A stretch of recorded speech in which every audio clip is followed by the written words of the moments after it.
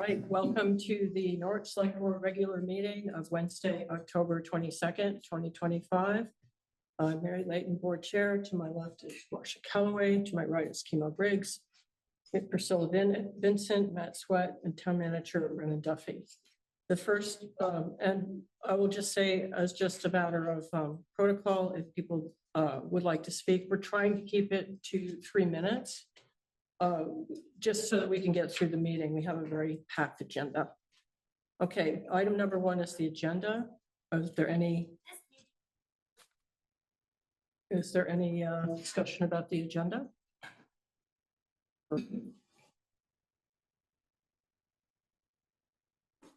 Okay, not seeing any amendments, suggested amendments. Going to have a motion in that case? I move to approve the agenda as presented. Okay, I could have a second, please. Second. Okay, and we'll have a vote. Marcia, how do you vote? Yes. And Kimo? Yes. Priscilla? Yes. Matt? Yes. And I'm a yes. Okay. Second item is the chair's report. I met to develop the agenda as usual. I attended the Improving Energy Efficiency in Historic Buildings Zoom meeting put out by the Historical Society and submitted a memo just for more information to inform us as we work to renovate Tracy Hall. I wanted to give the board a heads up for our November and December meetings. The meeting format is different. We have 2 back-to-back sessions, November 12th and 19th, December 10th and 17th, because of Thanksgiving and holidays. So I wanted to a little heads up on that because that's not our usual pattern. Yes, so the dates in November are November 12th and 19th. So back-to-back meeting there. And then December 10th and 17th, also back-to-back meeting. Everybody, December 10th. And How many times, guys? it's okay. Let's make sure everybody's comfortable with that. And you know I won't be here the 12th.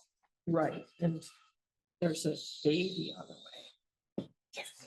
So, very exciting. Yes, it is. Okay, everybody okay, have the dates? Yeah. Okay, that's all for the chair's report. Now we have public comments for items not on the agenda. Are there any public comments? Jan Losper? Yes, hi. Can you hear me? Yes, thank you. Yeah, I just had a very quick comment on road safety and police priorities. We walk in town pretty much every day, and we've noticed 2 things. One is that people speed frequently, especially on Turnpike Road and Beaver Meadow. It's a pretty consistent, clearly speeding. And the second thing is we very seldom see a police car, almost never. I know the police make a point of being in town for school morning drop-offs, and that's good. But at other times of the day, we don't see them. And as a judge of police activity, you can look at the monthly reports where traffic stops per month have averaged somewhere around 6. Most months, the last 2 months have been 5 traffic stops per month. So that's 1 or 2 times a week they're stopping speeders. So I would just urge the select board and the town manager to ask the police to increase the priority on visibility and road safety. Thank you. Okay, thank you very much.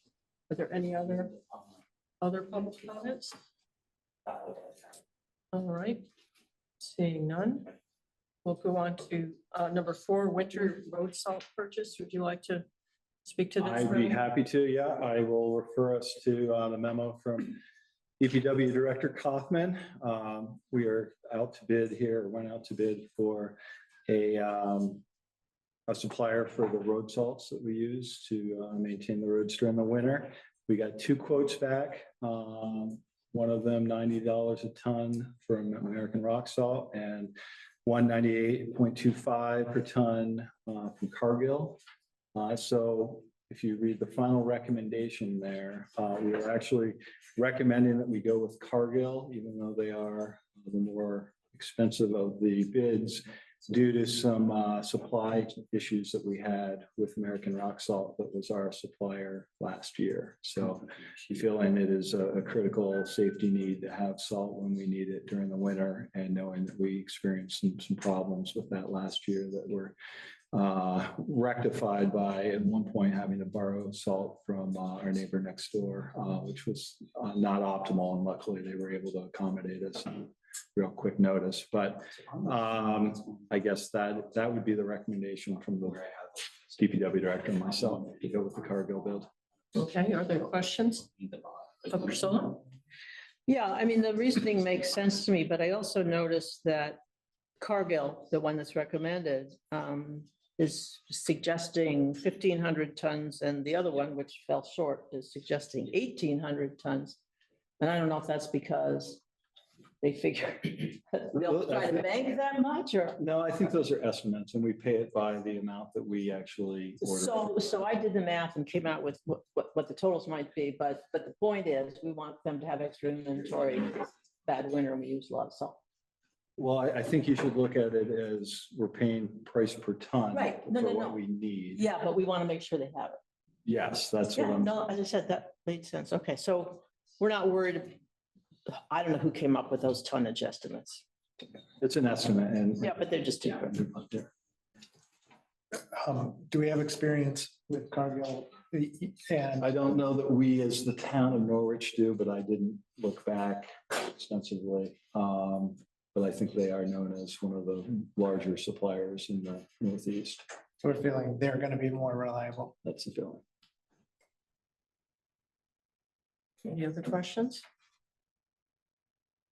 Okay, in that case, we have a motion. I move to authorize the town manager to accept the road salt quote supplied by Cargill Incorporated. Have a second, please. Second. Okay, let's vote. Marcia, how do you vote? Yes. Timo? Yes. Priscilla? Yes. Matt? Yes. And I'm a yes.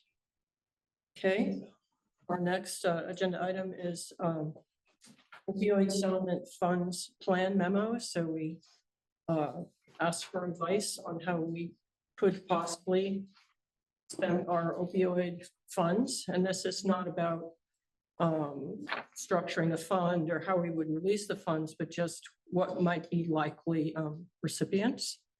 And we've received responses from our chief Romei and from Matt Herbert of our EMS head of services.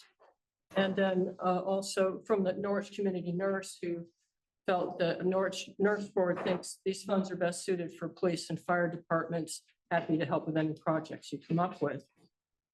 And the chief mentioned one agency that they found very helpful, Healthcare and Rehabilitation Services in Hartford, Vermont. They're the designated mental health agency for the police department, have been of great assistance in any overdose and related calls.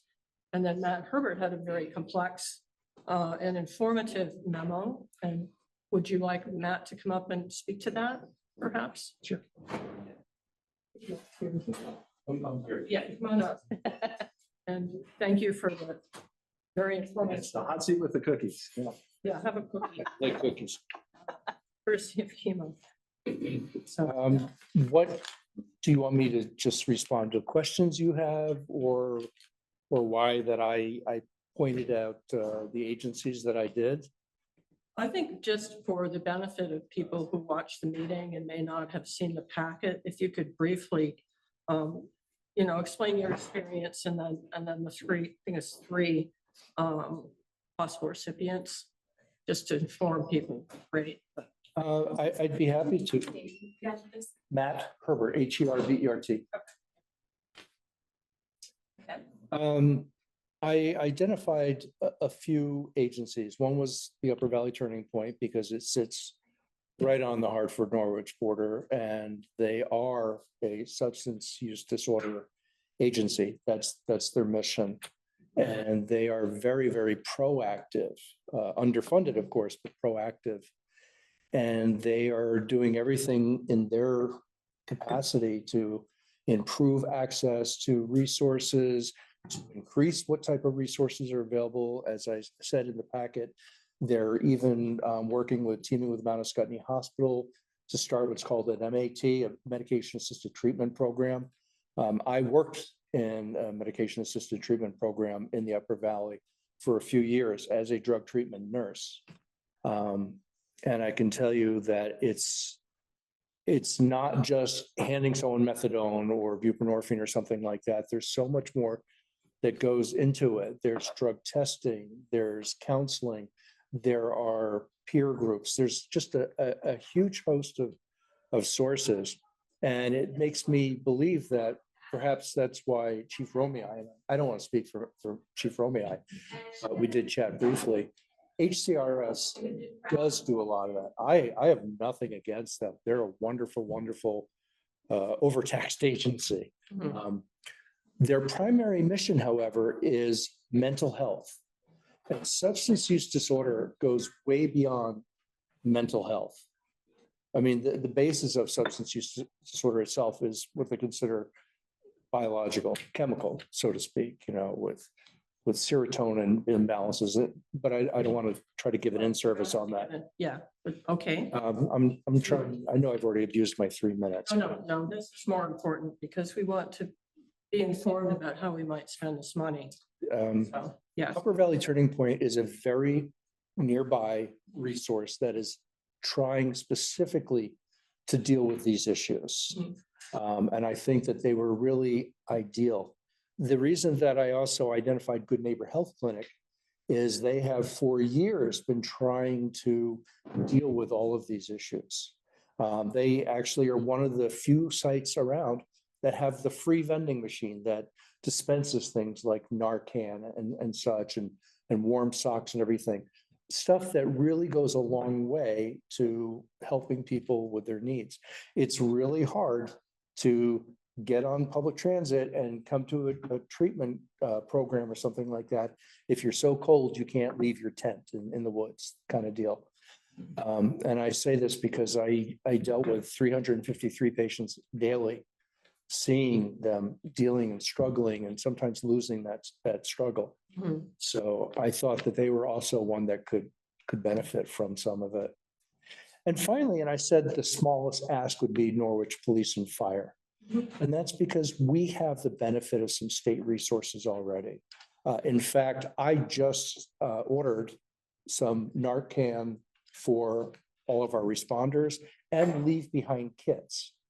And what I'd really love to do is just be able to spend a little bit of money on Norwich specific or Upper Valley specific resources, like laminated cards that we can leave behind that identify the local places.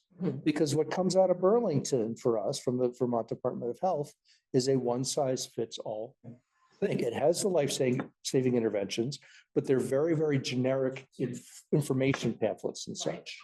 And I thought, why not take care of us? Right, improve the kids. So if you're considering HCRS, I'm very much in favor of them. I identified ones that first came to my mind because of my personal experience in the SUD battle, if you want to call it that. And I just thought it was important that we try to give some power to our neighbors, the locals that are really trying to work on our borders and in our towns. And that's it. And I know that was long-winded. No, that was very good. Are there questions for Matt? Marcia? Hi. So this is an opioid settlement. And to that extent, I'm wondering if you can tell us, what's the level of opioid issues? And I understand the connections between all of the other, the unemployment and all of those things and the homelessness. But if you just had to say there's an opioid issue in Norwich, how would you rank it in terms of, the surrounding communities? How much of a problem do we have? I would be very hesitant to try to rank it or classify it because the numbers fluctuate. And they fluctuate not only, there are two key factors.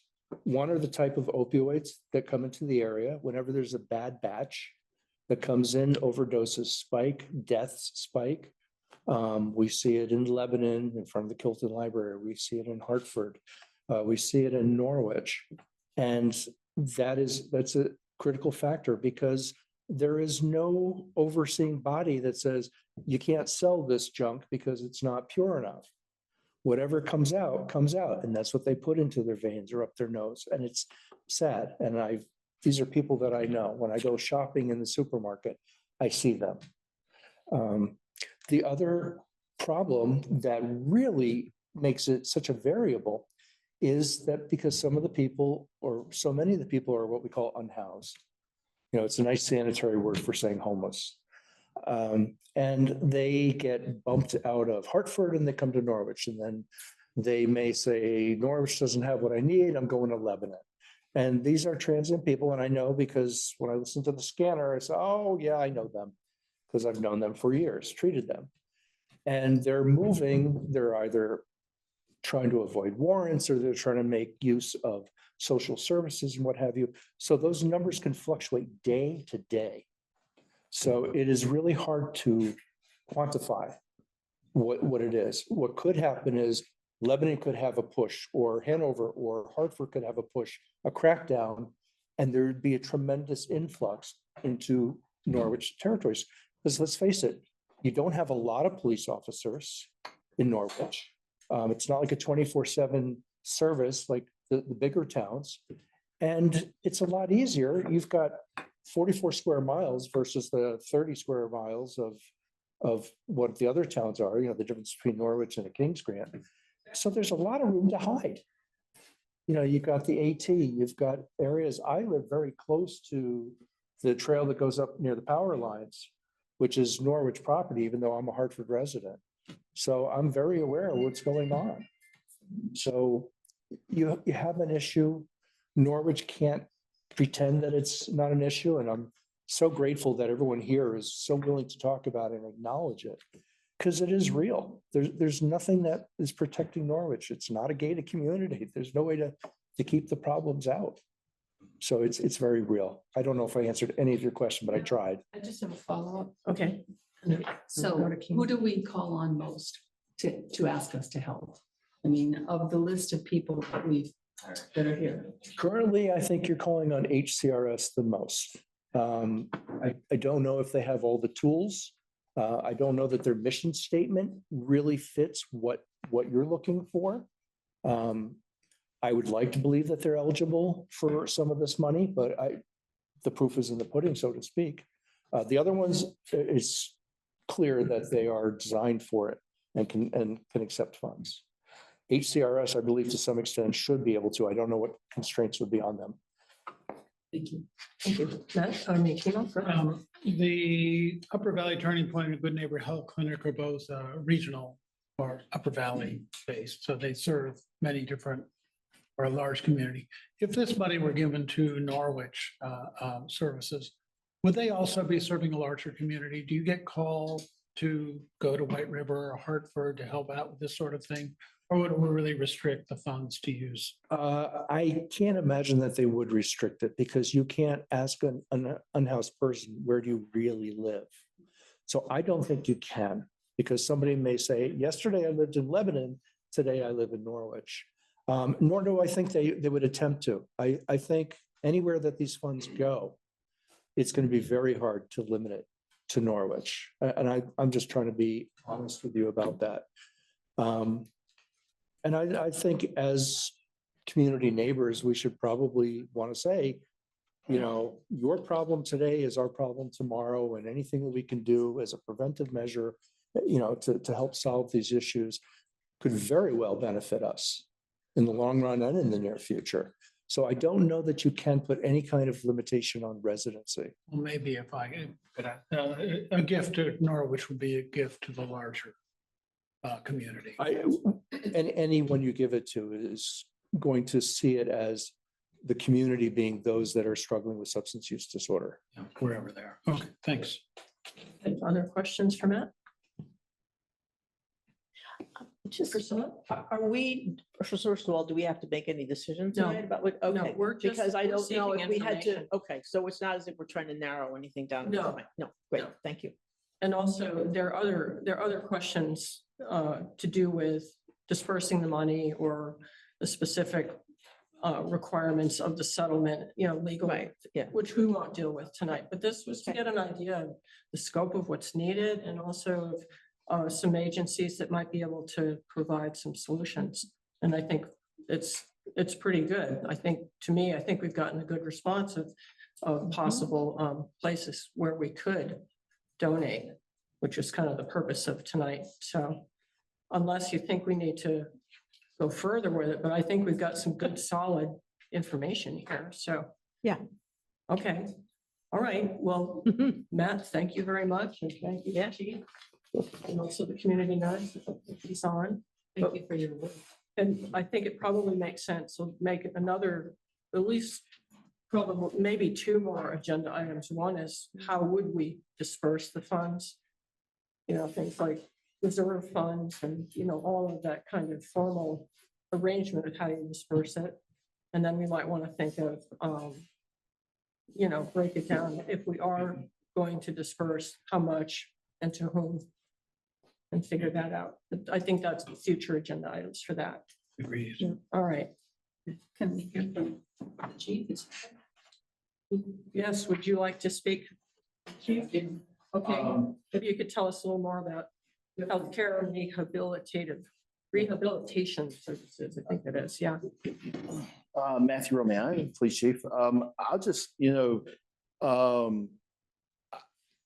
I will endorse Matt's ideas, and it was really interesting because he and I hadn't had a chance to connect and actually talked about it, but we actually had a very similar project in mind when I had suggested HCRS.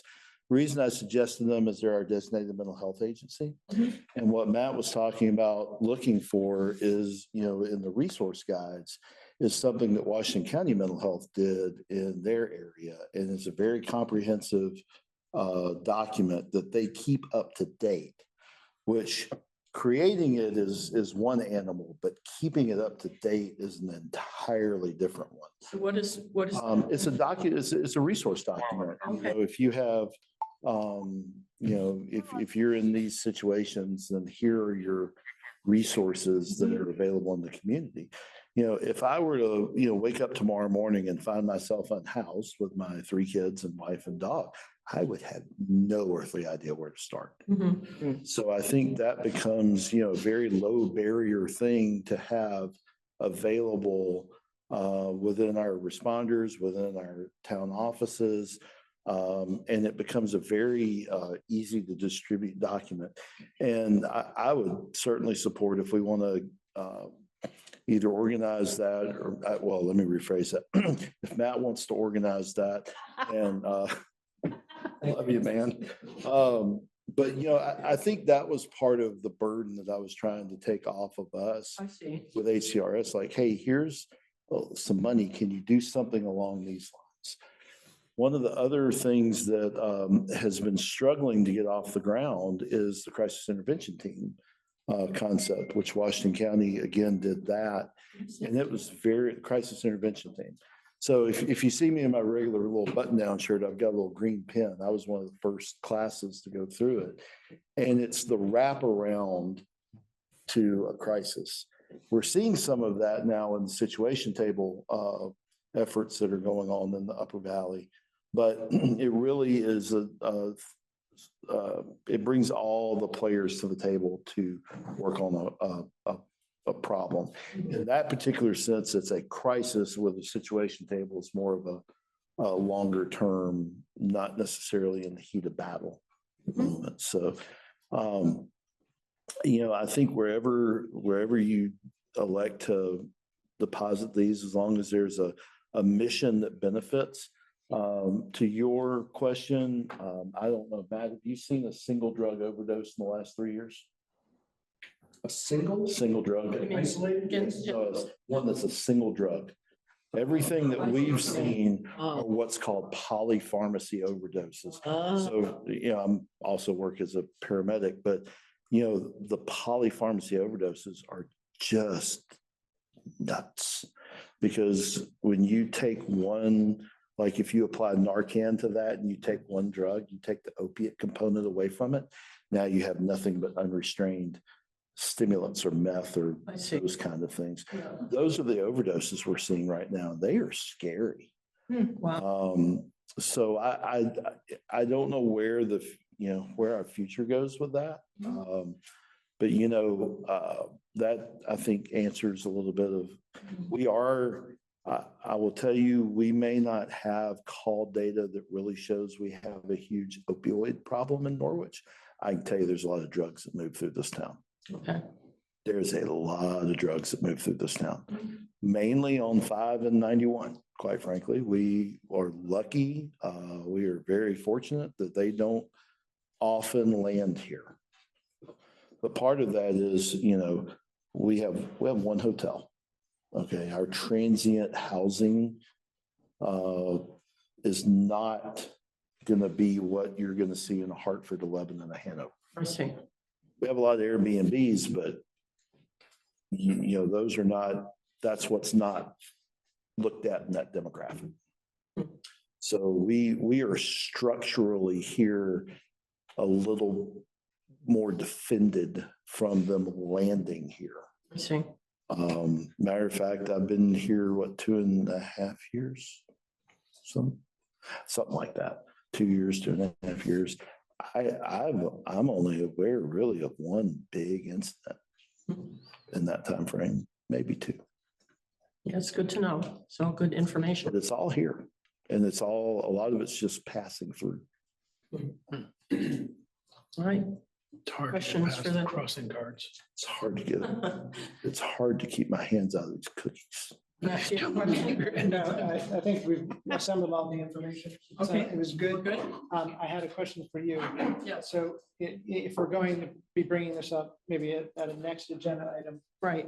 could we ask that the other part that's required for this is to make sure that we have kind of all our ducks in a row for accounting for all the money that's come in the past and holding it in a way that will give us the ability to distribute it when we, as we see fit.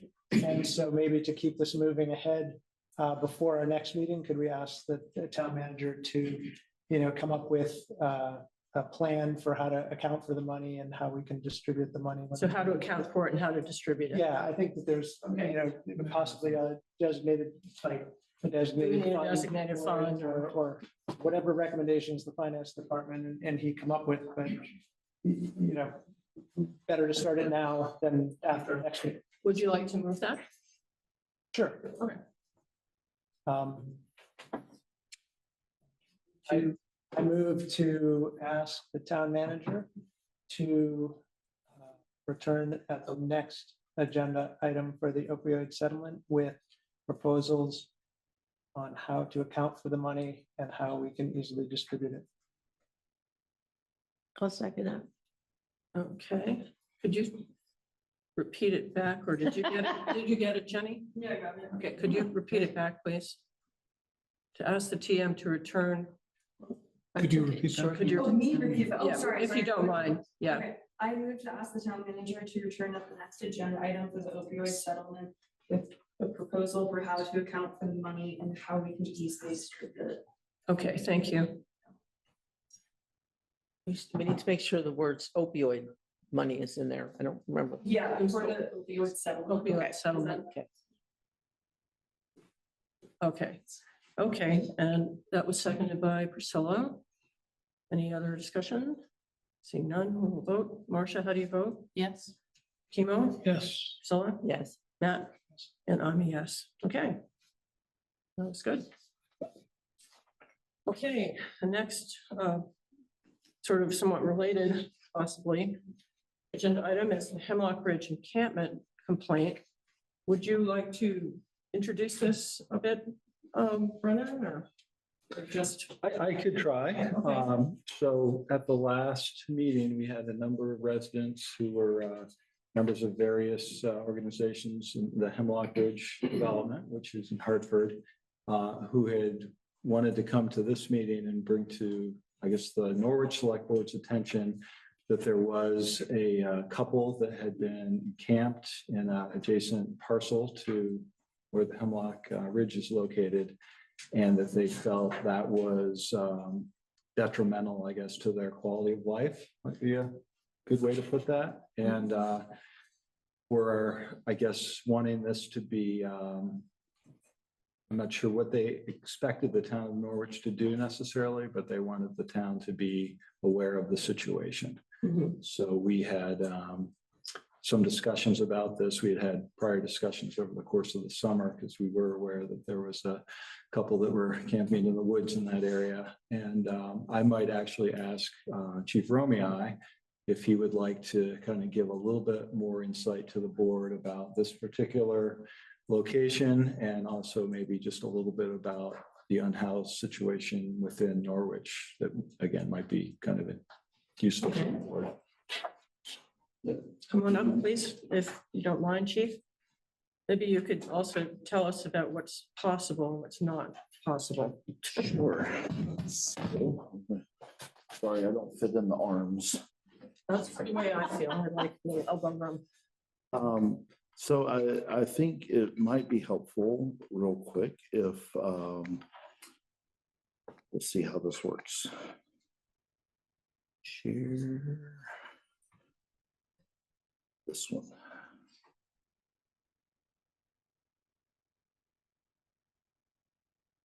And helpful. So you're on the screen We've got a map with up. your map. All right, let's see, I've got, okay, that's one of them. Okay. Let's see if I can do it one more time. Let's share the whole screen.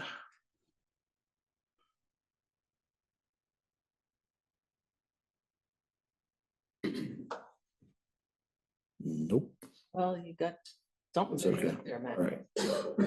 No, you don't. Well, I had a cool little split view for you, but we'll just go with this for now. Okay, so there we go. So there was a message there that said double click to increase to full screen. Do you see that? Bye.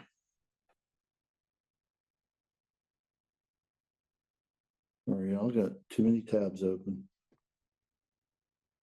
Too many tabs open and half of them are locked, and where's that music coming from, right? Okay, so this is, I wanted to get this one up first because this is, all right. That little red pin is where this encampment is that we're talking about. And just to orient you, this is Highway 5, this is Palmer Court, which the line of Norwich and Hartford basically runs up Palmer Court and runs straight out like that. You'll see these are walking trails that, so you understand where this is coming from. This is a Google map. So it's actually picking this up from people walking with their phones. So when you have a whole bunch of people walk along a pathway, Google says, hey, that's a trail. Wow. Oh, Just in case you want to know, Google's going to take over the world one day, right? So to give you some ideas about, this is the Vermont 911 map. So this actually helps you see, there we go. So you see that big diagonal line. So we're talking about somewhere right up in here, Yes. and this is Hemlock Ridge, and this is the line between Hartford and Norwich. And these walking trails were out over there. And to just give you one more viewpoint to see. And I'm sorry I couldn't get these all to overlay. I tried my best today, but we had a few calls kicking off.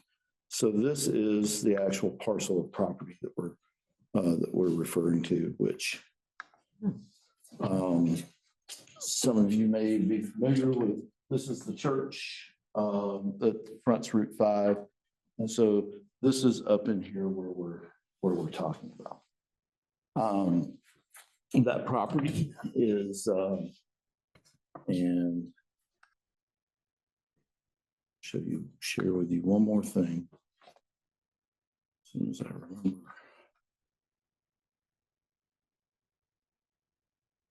This is, these pictures were taken today.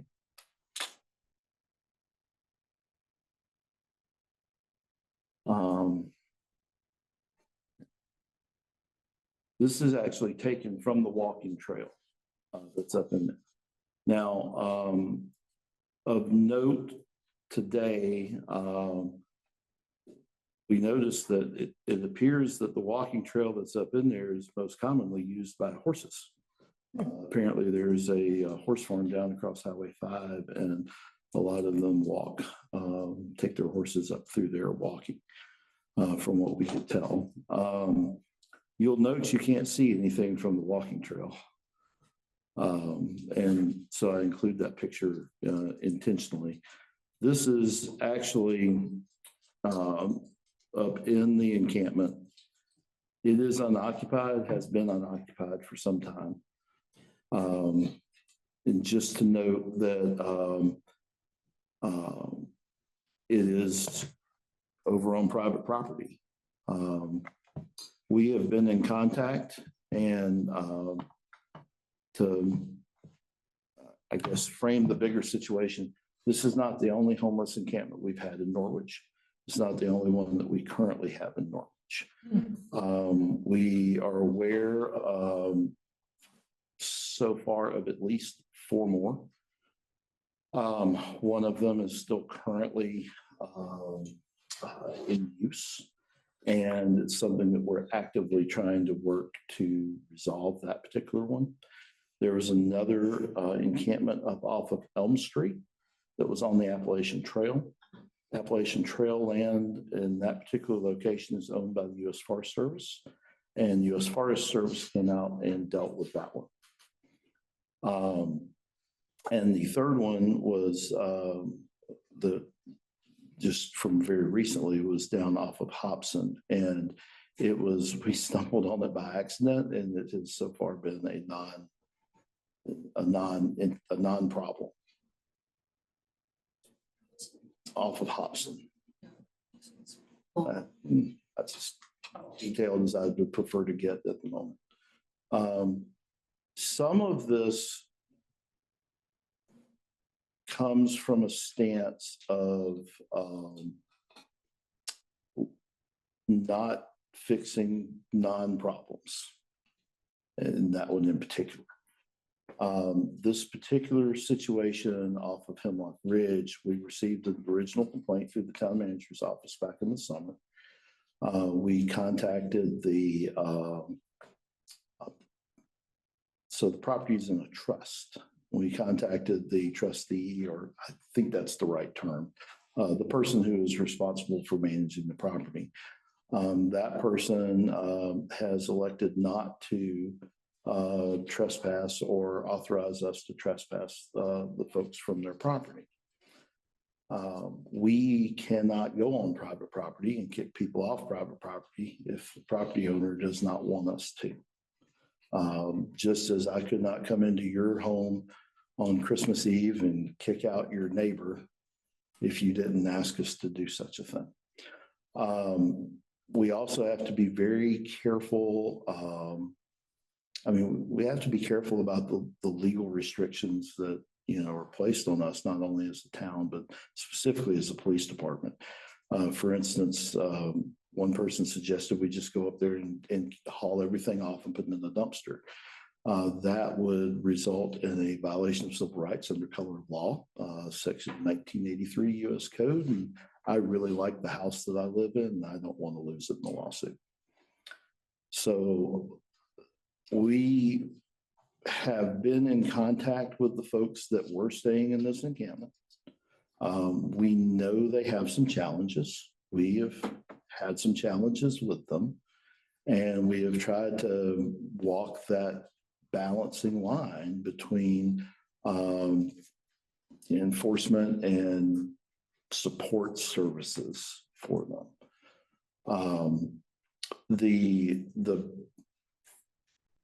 The challenges that are existing outside of sort of the encounters we've had with them. Again, walking up there today, you had to really know where it was and know where to look to find it. And I would just note that you're quite a long ways onto this person's private property on these trails. And if the property owner ends up electing to post the property, then, you know, that's going to have some pretty big impacts for the people that like to walk and use the trails. Not just these two individuals. I recognize that there are some other challenges with the former occupants of this encampment, but most of those challenges have not happened in Norwich. And so I've been very hesitant to really get wound up from an enforcement standpoint. Now, the bigger picture. Fortunately, I'm very good friends with the Montpelier Police Chief. He and I are neighbors. They have an exceptional program for dealing with the homeless population, the unhoused population, however we choose to refer to that. And they have a fairly comprehensive guide dealing with encampments. I've shared that with Stephen, with the town manager, mainly because to let them know that we have some folks that have already trod this ground and have worked out a lot of the legal issues and everything like that. I love stealing policies when they're good. And they've revised their encampment policy once, but I'll just go back and remind everybody that it deals with things that are happening on public property, not on private property. So that is a pretty big bright line for what we have to offer for enforcement. So the guide, the Montpelier guide is for public property then? Property. Okay, that's an important distinction, I think. And it's because the private actions on private property are wholly up to. So let me back up and restate. Law enforcement actions on private property are wholly the decision of the property owner. Now, I realize when Steve and I are talking, there may be some zoning things here and there, but those are outside of our purview until it comes for an enforcement action from somewhere else. Okay. Questions for the chief? I have one. Question? So you've got private property and you've got permissive trails allowed by the property owner, and you seem to have permissive use by unhoused people. And so you said mostly you hadn't had to deal with this problem. If there was some sort of transgression between users of the trail and users of the unhoused, then what would you do? If it was reported to you by the person who Call in sick for the day. And I just say that out of humor because there is no really good pathway to tread here.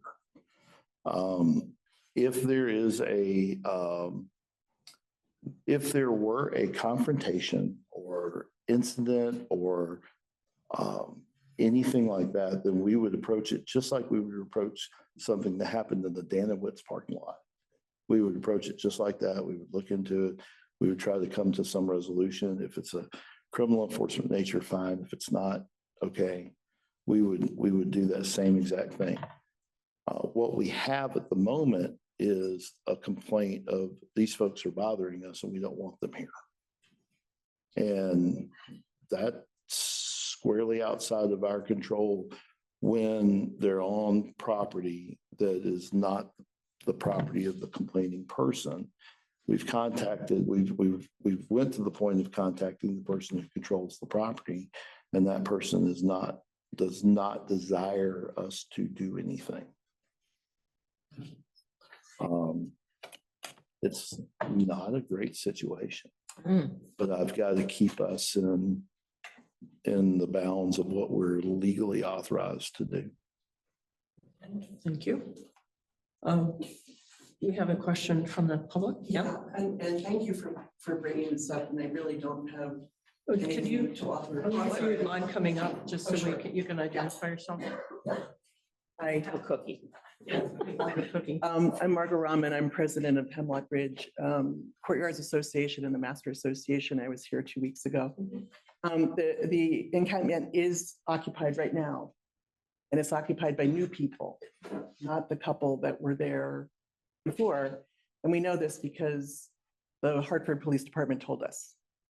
So I just want to make sure you understand it's not abandoned, even though that couple left.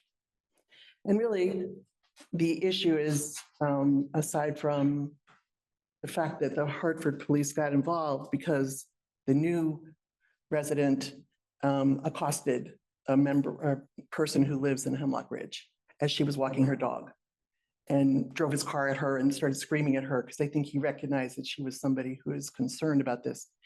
So it's not a thing about not wanting them there. There is a thing about some people are feeling very threatened. They're feeling very afraid because of the behavior that's been exhibited over the last several months. There's also a thing about fire, because they do have fires in the wood, and that really makes us very scared. We are very close to this in a very wooded area. And that's really what our issues were. That we understand the legalities and the issues here, but we also feel like people need to know what is going on and not be ill-advised about it. So, thank you. Thank you. Other comments or questions? Priscilla? Is this the kind of thing that, and I have no idea, should be addressed by, say, some Hemlock Ridge people filing a lawsuit against the property owner who won't let anything be remedied? I mean, I don't have an answer to that, but Because we're the hearing police- about different The police seem to have their hands tied. jurisdictions here. Yeah. Yeah. Maybe. Uh, Matt? I had one question, only just to circle back to, I think, something that Stephen said the last meeting when we talked about this was that there may be a zoning part, like component to this. Should we- If it's. Should we call Stephen up? Yeah, I'm happy to talk to that. Aha. That was also my question. Yeah, so the zoning office, the administrative officer does have jurisdiction to find zoning violations on private land. We, according to section 6.01 of our land use regulations, no development as defined in our definitions of development, with the exception of an exemption, are allowed with the exception of the exemptions, may commence without issuance of a zoning permit. And so is this, speaking of an encampment as a dwelling? As a structure. A development? And develop. Structure, okay. Yeah, development in our definitions is quite broad. That's trying to understand. Construction, reconstruction, conversion, any building, any sign or structure. So this could be construed as a structure. Okay. Which would require a permit? Yeah. I see. Yes. Okay. And Marcia, you? And where are your teeth? Oh, I was gonna With say- you. Oh, With you. And that's the point I wanted to raise. It's, it's very easy for me to find someone in violation and issue, a strongly worded letter, which generally provokes a response and some, resolution, they come into compliance. Failing that, yeah, I am, my hands are tied in terms of, you know, collecting fines, any injunction, any real sort of mechanism to enforce the violation, Mhm. aside from the merely finding them in violation. Right. Yeah. It's generally effective. But yeah, to answer your question, the teeth is with the select board I for have, those matters. I have another question, just so would the fine be against the property owner or the person erecting the shelter? The property owner. I see. Yeah. Okay, Marcia? You seem to be suggesting that the select board could pursue an injunction. Yes. Yeah. And if we did that, and we've got 5 encampments in town, and 4 of them are benign, people are not bothering people. To be consistent, I would think. I'm aware of only one. Okay. I might add that it depends on whether it's on public land, like town-owned land, state-owned land, or Right. private land. And we were hearing that tonight. And so it's possible that there are, I know that there are encampments that are on state land that we, you know, that's a different issue. Mhm. Right, so the 4 that were referenced might not all be on private land. Anyone else? Thank you, Stephen. Does everyone understand what Stephen said, right? Do we want him to send such a letter? Oh, I don't know. I think we're gathering. I'm not sure if you can, I think it's my authority to pursue violations. I see. And then, if I may, Mhm. if you don't get anywhere, that's when you turn to us and say, I mean, I would probably conduct some kind of site visit to the location, and, you know, ascertain, you know, sort of the scope of the structure. If I was to pursue this as a violation. But you know, I mean, I hear that it is occupied. I hear that it's not occupied. At some point, this just might be a pile of garbage in the woods. But I will investigate that. so my question was really, if you pursue it to the Okay. extent that you can pursue it, Yeah, then you would come to us and say, I've sent a letter, I've told them it's a violation, I've given them a fine, nothing has been resolved. Over to you, select board. correct. Yeah. I mean, generally, the form is you provide some remedy and a time period for them to, you know, reply to that, come into compliance or appeal. But yeah, ultimately, the authority to enforce zoning violations lies with the select board, not the zoning office. Okay, Kimo? Does permitted use come into play here at all? Could I permit this? So the permitted use of that property, is this a use that is allowable? Does that, Well, perhaps. You know, there are accessory use structures there which don't imagine occupancy. There's a seasonal camp provision within the ANR's water wastewater regulations. So perhaps. okay, Thank you. Oh, Marcia, did you have another? A question, and this may not be anything that you can answer, but the fire issue. Apparently, fires are, Yeah. You know, I don't know the jurisdiction over, I mean, I'm sure there's you know, a prohibition on open burning right now. I don't know who enforces that other than the fire department or the fire warden. Okay. Yeah. Fortunately. Yeah. And there's a no burn. Yep. So you would go and put it out. Has he been involved, I wonder? Has who been involved? The fire warden? Oh,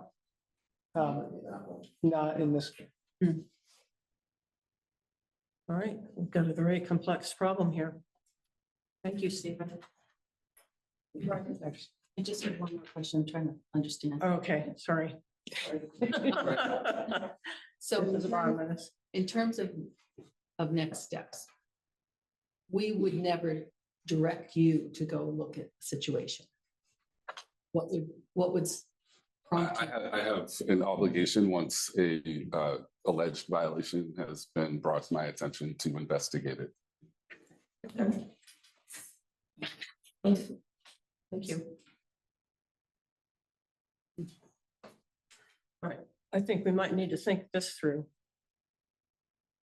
I think that he needs to think this through. Well, he will be, Yeah. because he has to. But it's a much broader and more complicated question. And, you know, it's ironic that our opioid settlement funds came right before that, because we were hearing about how these issues are interrelated. So, and I don't know if they have easy solutions.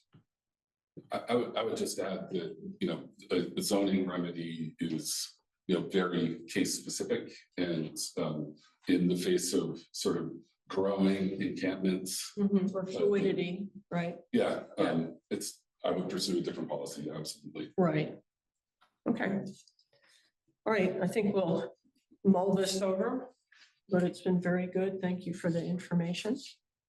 And we'll move on to the Webster license for water line. Would you like to introduce that, Brennan? I would. So I had placed a memo in the board packet that I think kind of summarizes the current situation here. This is somewhat similar to the license agreement we entered in with the Bergen family the last meeting, which is really looking to accommodate a resident of the town. In this case, the resident has reported that their shallow well has run dry during this drought season. The opportunity to drill a deeper well is encumbered by environmental contamination known to be in that vicinity. So it seems like the solution, most feasible solution, is to tie into the water district main line, which runs along Route 5, and do a directional drilling for roughly 475 feet up Goodrich Four Corners Road, and then connecting that into the parcel's water system. So they would have, you know, clean, safe, potable water coming out of the water district, which is been done, I think, in a couple instances, if I'm aware. And really what we're doing here with this license agreement is kind of memorializing that the town has granted the requester this permission to basically encumber the town's right of way with this new water line. There's legal stipulations about how that must be maintained and work that could occur with, you know, with permission of the town in an emergency if something failed. So again, the template was created by our attorneys for the actual agreement. I think that's been vetted and it's been used by other clients and other municipalities as well. So that is the gist of this. I know there is a bit of a time urgency as far as this home has been without you know, potable water here for a period of time, and we'd like to move on this and we get closer to the winter season when grounds freeze up. So yeah, the request is to authorize me as the town manager to execute an agreement for the license with the homeowner, who I believe is here. I'd like to speak with him as well. Okay. Marcia, do you have a question? Just wondering about the costs. The extension of the line. The town bears no cost. The cost to run a directional drill line to the property, I believe, is extensive. But the town is not paying for that. We are strictly allowing the access through the right of way. And I believe we wouldn't be responsible for maintaining or replacing anything either. No, that's all spelled out in the license agreement. Right. Let's see, I'm sorry. Matt, did you have a question? I think in bringing this up, it's implied that fire district's on board with this. It is. You want to Do you want to, Sorry. do you want to bring Graham up here to answer the question? This is Graham Webster. We had a meeting with the fire district yesterday after getting a permit from the state because you have to get a wastewater permit because it's new potable water supply. So that was completed.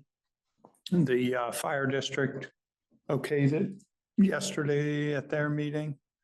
And so this is the last ticket to get you guys to okay to run next to the road because I don't own to Route 5. Very sorry this has happened. Not the end of the world. Happens, right? Exactly. Just water, right? Exactly. My kids are good at not showering. Other questions for Graham or Brennan? Yes? Just a comment that I was at that fire district meeting and Graham's got everything all set up. He's done all his homework, everything ready to go tomorrow morning if we approve it. And Okay. Brennan can sign it soon enough. And this is urgent and he's done all his homework, fire district, Norwich Fire District, Water Board, totally on. Okay, Totally that's okay. really good to know. Yeah. Any other questions or comments? I'm just curious, why directional drilling rather than just digging a trench? What, It's less invasive. yeah, Chris Kaufman was concerned with digging so close to the edge of the road. And it was where we'd have to dig is a real steep bank to get there. So this is the right way. what's that? This is the right way to go. This is the right way to do it. I mean, kills me to pay, thousands and thousands and tens of thousands of dollars to have somebody drill when I could dig, but that's how it goes. Yeah, okay. Any other questions? In that case, could I have a motion? I move to authorize the town manager to execute the license agreement as included in the select board meeting packet. Second. Second. Okay. Let's have our vote. Marcia, how do you vote? Yes. Emo? Yes, Priscilla? Yes. Matt? Yes. And I'm yes. Okay, got your marching orders there, Graham. Graham will connect tomorrow, I'm sure. Okay, we're drilling in the morning. Yes. Probably ought to sign and notarize our license agreement. I'll be here around 8:30, so. the chance to buy a new tool. Yeah, they're. Very funny. Okay, our next agenda item is the planning grant for master plan approval. You like to speak to that, Stephen? Sure. Okay. I think Jan is And Jan is also also here. here. Yeah. Yeah, so Yep, he's there.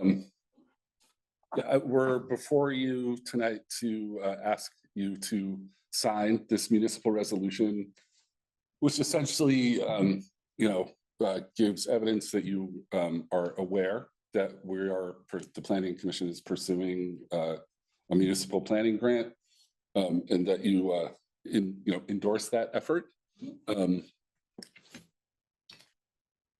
I gave you a synopsis of the master plan, and I'd be happy to answer any questions about it. We have not secured this grant. It's a competitive bid. Our application is due on the 3rd of November, and we're still working on it. And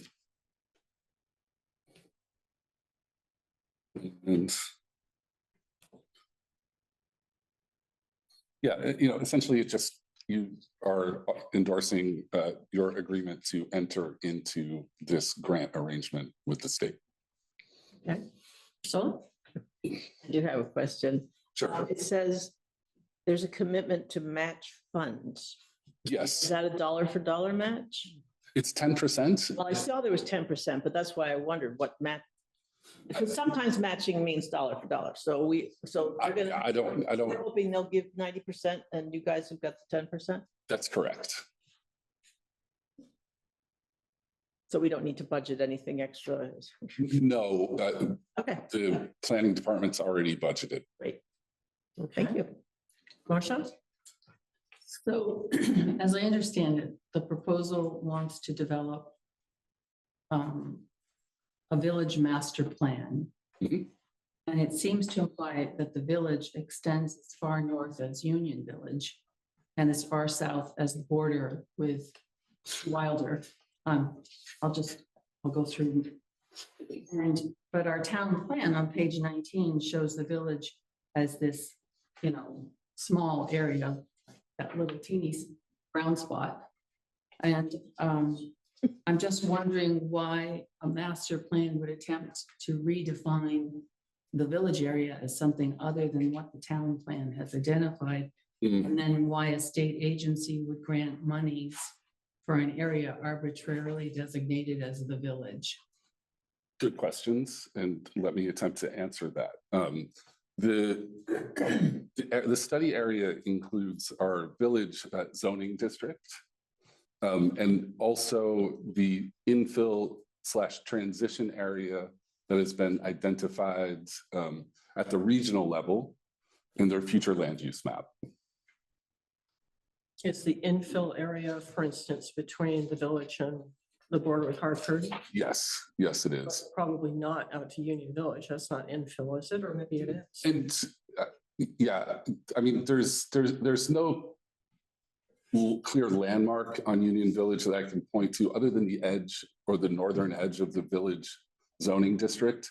Okay. The intent's not to, draw Circles around it. yeah, along, sort of, Right. branch out Union Village and call that the Right. village road and call that, oh, this is the village of the town of Norwich.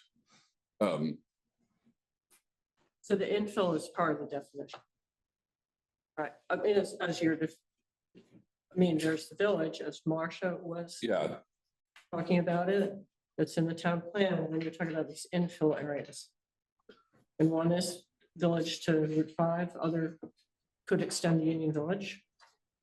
Yeah, Madam Chair, can I? Would you Try like to to weigh in comment, on yeah. this, John? Sure. Yeah, I think the point is that for planning purposes, meaning looking forward, we have the regional commission has done, people saw whatever that was in July or August, the Two Rivers came and showed us the first draft of their proposed future land use maps, using the standard criteria that the state set up, which has village center, village area, and transition as Okay. the three categories we're talking about for future land use. And that includes the whole region that we're talking about here, which is basically from the Hartford line to the transition area along River Road, Lewiston, McKenna Road, and then into town, village center and village area, which is a little broader, goes up to Elm Street and so forth. So the point is, looking forward, we need to plan for that whole area with a unified mindset. It doesn't mean that we're going to change the zoning and turn that whole area into, a certain density or something. It means to understand where sidewalks want to go, where bike ped needs to go, what the infrastructure, how it relates to the farmer's market building, relates to Tracy Hall and the Grange. All those are future topics that need planning. And this is just one small piece. The emphasis of this grant would be to encourage public participation, to say, get a survey, get public hearings. What do people care about? What do they want to be able to do? What are the priorities for this, comprehensive area? It's bigger than the village, but it needs to be looked at as a whole. That's kind of the background. I could just follow on. Follow up. Yep. When I was speaking to Kevin Geiger of Two Rivers the other day about this, just getting some advice on budgeting for a project like this, he sort of initially described it as, oh, so this is like a large charrette exercise. And really the most important part of a master plan is, getting people, in front of topics and, gathering information and opinions. We're not creating new uses. We're not creating zoning districts. There's no regulatory framework that emerges from this. We get, perhaps it informs the town plan due in 2028. But we're not going to come out of this with a set of new municipal land use regulations. Okay, thank you. Chemo had a question. You haven't drawn the boundaries of this yet, is that correct? That would happen as the planning process went forward. So the confusion about Union Village Road and how far out that goes, for example. Yeah. It would be determined that it would sort of encompass Norwich Center perhaps, or a little further, or maybe not, but you don't really know that yet. Is that correct? And we have a good sense, based on our sort of, the village area and, both expressed in the current zoning map and the village area as identified in the region's, next regional plan. Okay, but there's no map in here. So that was my. A map's not required for the application. Okay. Marcia? I think I heard him say, the TRORC has a regional plan, and obviously we're in that. And so I think they're looking at that. But the town plan is really supposed to be developed in the same way that you're talking about this master plan. And so I'm wondering, the town plan needs a lot of fixing. So why are you doing this as opposed to just focusing on the town plan? Good question. My answer to that would be, we have sort of two broad planning areas in the town of Norwich. One is the sort of, rural resource area, which comprises about 87% of the lands, and the sort of populated village center. So, sort of giving the legislative slant at the state level, there are topics that are important to focus on in anticipation of looking at the entire town plan, which is a process will begin sort of mid next year. But this isn't part of that. This is a separate exercise.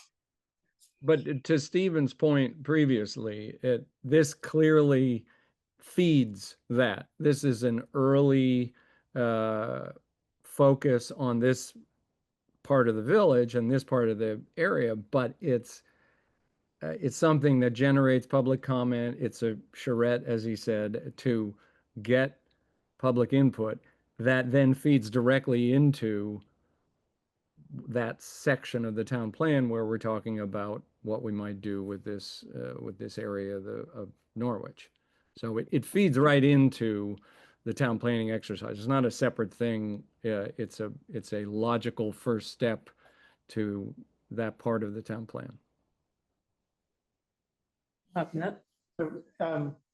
would just say that I've attended a bunch of the planning commission meetings, and they've explored this a lot more depth. And it seems like a really valid way to begin with a subset of a larger, plan. And if there's grants to be had to do this kind of investigation, that will then it's work that's going to have to be done anyways for the larger plan. So what's this for It's a great idea to do.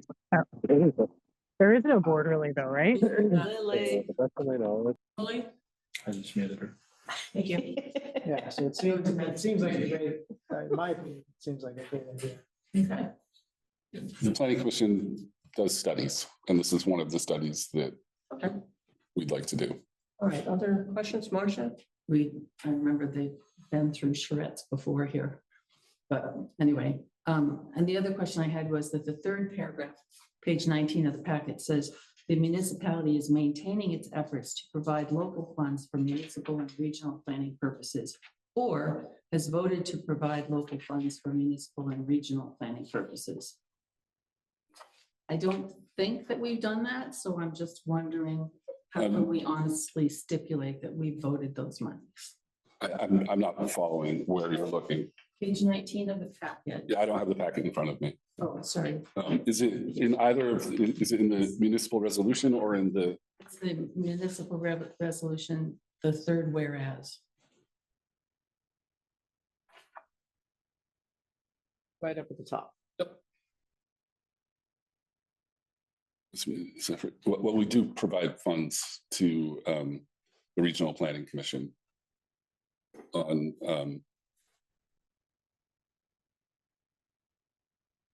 an annual basis, and you do fund the planning department. I think that kind of misses the point of this question, but Well, isn't that what we're being asked to do right now? no. Well, Yeah, I mean, if you could, if I'm not answering your question correctly, Marcia, could you expand? Yeah, just basically, this looks to me like we're asking to stipulate that we have provided funds for planning purposes. And I'm thinking municipal planning purposes, and we don't have like a pot of money because we don't have a town plan that has any capital projects listed. So we haven't put aside any money for capital projects that don't exist. And then it says, or has voted to provide local funds for the planning purposes. So I guess you could generalize that any money that has a designation and some sort of planning, we've done it, but I'm not sure that that's what they mean. I think that's what they mean. Yeah, I would say, excuse me. Sorry. Well, I just wanted to say, Stephen, that I think the point is we do planning. That's what they're asking. They want the town to be actively engaged in planning to get these grants. So they're meshing in with other planning activities. So you're making a statement that Norwich does planning by having a planning director, having a town plan. We have the money for the 10% in a budgeted item for planning. So it is definitely true that we spend money to do planning, and that's what they want as part of getting these grants. The minimum requirement to apply for this is that your town has an approved town plan, that you actually have a town plan. okay, and Kimo, did you have a question? Or No, was it just seems answered to in the- satisfy the first part of that paragraph, Okay, just as Jan explains. okay. Any further questions or comments? No? Should we have a motion then? I move to endorse and sign the FY 26 municipal resolution for municipal planning grant as included in the select board meeting packet. And may I have a second? My second. Okay, We need. yes, we'll do that. But we have to pass it first. Right. Okay. We actually have to vote. Calm down, we're getting there. You're drilling tomorrow too. Drilling tomorrow. So, all right, Marcia, how do you vote? For the concerns that I expressed, no. Okay, so that's a no. And Kimo, Yes. Priscilla, Yes. Matt, Yes. and I'm also a yes. Okay, we could just sign this, I suppose. Let's see. Okay. Legislative body. Or will you be signing this, Marcia, even though you voted against it, or? I don't think that's proper. That's probably not proper. Okay. Could we please pass that down? On the note of signing things, are there warrants to sign tonight? Okay, I just wanted to make sure we didn't forget that now that we're focused on signing. Thank you, everyone. Thank you. I think it's very exciting, actually. It's going to be a good tool. Get excited. Just have to land it now. Yes, it's the timing of landing. It's important. And I appreciate your attention to this matter. Thank you. Thanks for going for it. If you don't land it, can you tell us why they denied it? Did they tell you that, or did they just give you a date? I've never had one denied. Oh, that's dangerous. So I don't know. I don't know. Don't know. They will tell you if you request that they give you some feedback on your application. Yeah. Do you get that? Do you want that, Steve? Okay, very Great. good. Thank you very much. You're welcome. Okay. I'm wondering if we would, well, okay, our next item is the fiscal year 27 budget process and schedule. Would you like to outline that a bit? I had mentioned the back-to-back dates in November, so that's part of it. Yeah, that is a big part of it. I was interested in just making sure we were all on the same page as far as the timing. I can say that internally, we have been working with our department heads, by we, I mean, finance office and myself primarily, working through drafts for operational budgets for fiscal year 27 and looking at the capital budgeting needs based on the plan that we had adopted 2 years ago, which is going to obviously change every year with some modifications. So we hope to have that ready in some iteration for the first meeting in November, which will be the 12th. Then we would have a quick turnaround by necessity to have the second meeting in November on the 19th. So to help us prepare for the presentation, we would like to try to get some kind of an understanding of the board's expectation, primarily for, I guess, a year-over-year increase. And we went through this exercise last year. I think the board majority landed on, we should be shooting at roughly a 6% target for increase from prior year. And that is helpful to Barry and I as we work with the departments on their needs and trying to come in as close as we can to a number that the board is going to feel comfortable with going forward. And that doesn't mean any of it's locked in place, but if we come in and our expectation is a 12% increase and the board says, well, no, that's nothing we would ever consider, we would basically need to go back to the drawing board and try to cut things down to a level where they were at 6% or lower. So if I think what we did last year was kind of get a gauge there, a straw poll perhaps, of whether that is, again, kind of a reasonable number for us to target. And a couple other things, but maybe one at a time, that would be a first discussion. Okay, so perhaps first to decide if we're comfortable with a 6% increase, or to say, what is it based on? For instance, our sort of wage increases that we expect, and also as health insurance going up or down. It is. Because that's a big driver, right? Down? It has gone up significantly, but not as significantly as it was initially proposed by the insurer. And that was like a 23% increase year over year. That was the initial. That was the initial. I think we're down in the low teens right now. Okay, so that, to me, that's a decrease. So it's a big Decrease of an increase. It's a big increase, but it's less than It's less than we we saw thought. last year. It's a little more manageable than what it could have been. Yeah, the other big driving factor for the budget is in the operating budget is wages. And so we have 3.6% cost of living adjustment that went into effect for this current year. And then there's obviously a 2% step increase that every municipal employee hits and is awarded on a satisfactory evaluation at their anniversary. And so, right there, we're looking at close to 6% for that one piece. All of those increases then flow down through as far as the benefits go. So you have percentages of employee wages that go into the insurance pieces. And so it's helpful, again, to kind of have a guideline of what is a reasonable expectation we should be coming in looking to shoot for.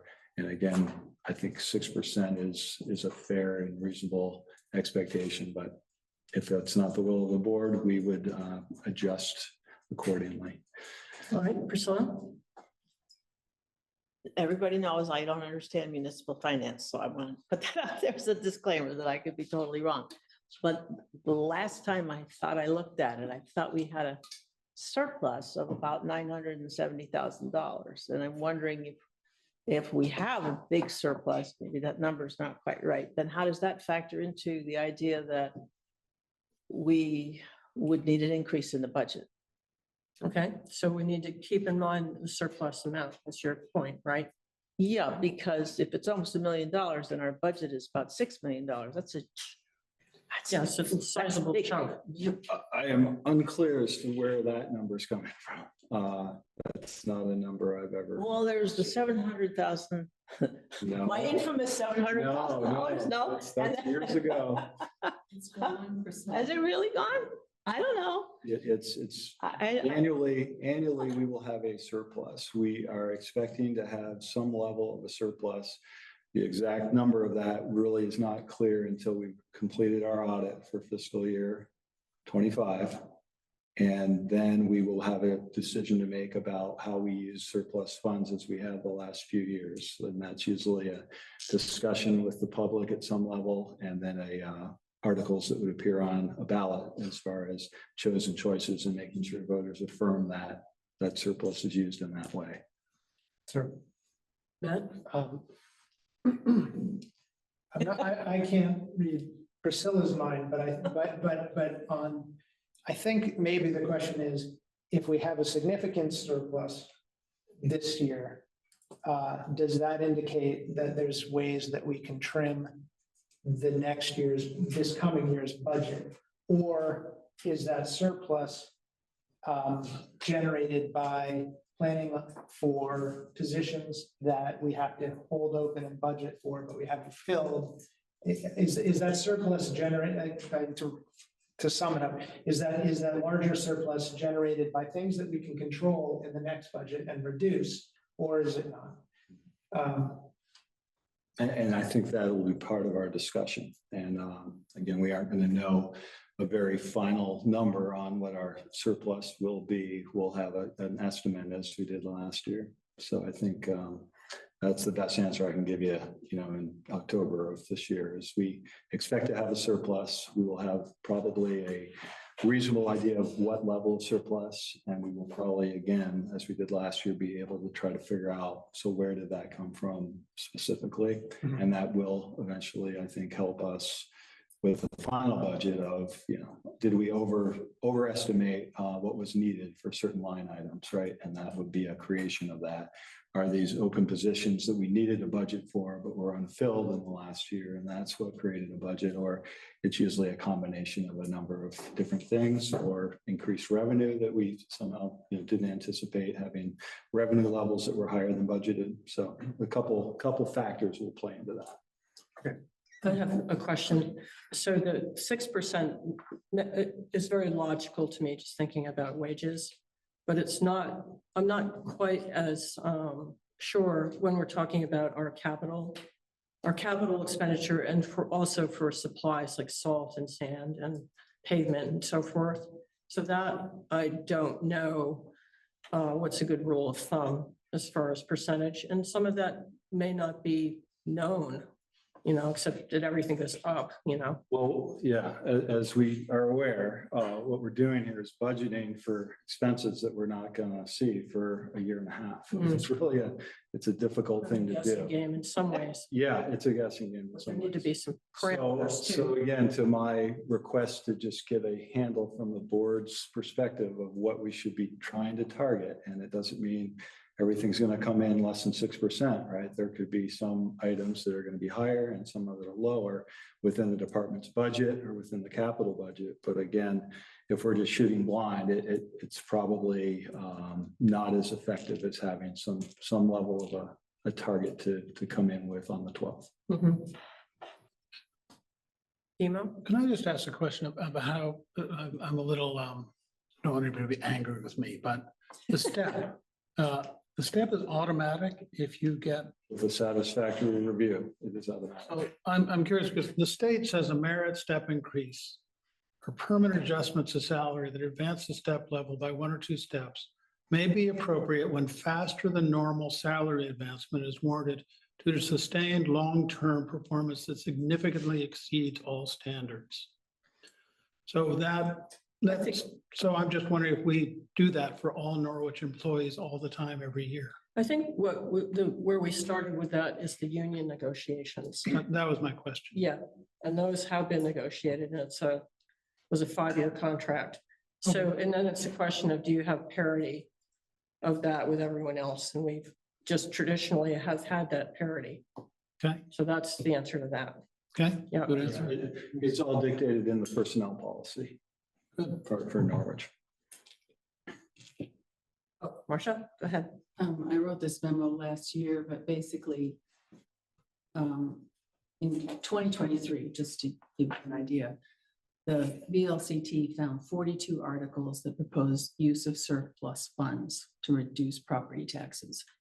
And I think largely, they're talking about being proactive and looking at your revenues and your expenses and being conservative with what you expect for revenues and thinking broadly about what you have for future expenses and, all the things that we know we're going to have to pay for. But the bear in the room is there's a statute that says if you mess it up and you have a deficit, then when you're making up the next annual tax bill, you have to add a tax of 5% or such multiple of 5 in addition to the tax vote already authorized by law to be levied upon the grand list. So if you mess it up, you really do harm. If you have a surplus, on the other hand, that you then turn around, as we have done, and say, voters, how do you want to use this money? And, when we had a large surplus at one point, we brainstormed some things that we presented to people, and then it went on the ballot. Okay, I think there's still a question of what amount surplus are people comfortable in carrying so that we don't go into a deficit situation, but we also don't appear to be being efficient in our budget process. So there's some kind of sweet spot there. And I don't know what it is. But, Well, sorry. yeah, Matt? If I'm understanding you correctly, you've already done a lot of work into this budget. And so you probably have a fairly good handle on what percentage, or at least a range of percentage of what we're looking at for an overall budget increase. Is that right? No. No. I don't really have that yet. All right. But 6% is something that you think is a I reasonable think, target. I think that is what we landed on last year after much discussion and, numbers thrown out from negative to flat to Sure. 3, 5, 7, whatever. But 6 seemed to be where we ended up and had some justification based on, again, the fixed costs of wage increases that are going to happen. Those are kind of out of our hands, and the increases in insurance. And, that's on the operational side. As Mary mentioned, we have the capital budget piece, which, again, we are going to try to come in at that 6% if we can do so. And if we can't, as we did last year, we'll have a discussion about why not? Like, what was the reasoning behind having to have something that was a higher level of an increase than what we would ideally want to have. Okay. I'm sorry, you done? No, I don't want to spend a whole lot of time on this, but if I could get some kind of a feel for that, I would appreciate it this evening. Okay. I don't know if there are more questions about it that I didn't answer, but we could just kind of go through with a group and see where people are right now. All right. Well, are you guys comfortable in saying? We could go around. Are you comfortable with 6%? Well, the VLCT says that's not the way to do it. But we have done that. People preferred that in the last few iterations of this board. And we had 6% last year. I can't remember the 2 years before. Do you remember? I mean, It was higher. The 2 years before was a bigger increase. I think it was a double digit, if I recall. yeah.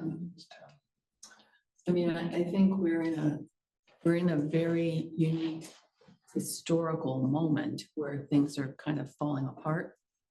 And I think expenses are only gonna rise. So I don't know. I mean, what we could do is if you want to try looking at 6% like you did last year, and then departments come in and say, well, I don't know. I mean, some are going to come in and say they want more. And last year, what we did was sit with them and say, why, justify the why. Yeah, that's the second piece of my kind of expectations that I'd like to try to get out tonight. So for lack of anything else, I'd say 6%.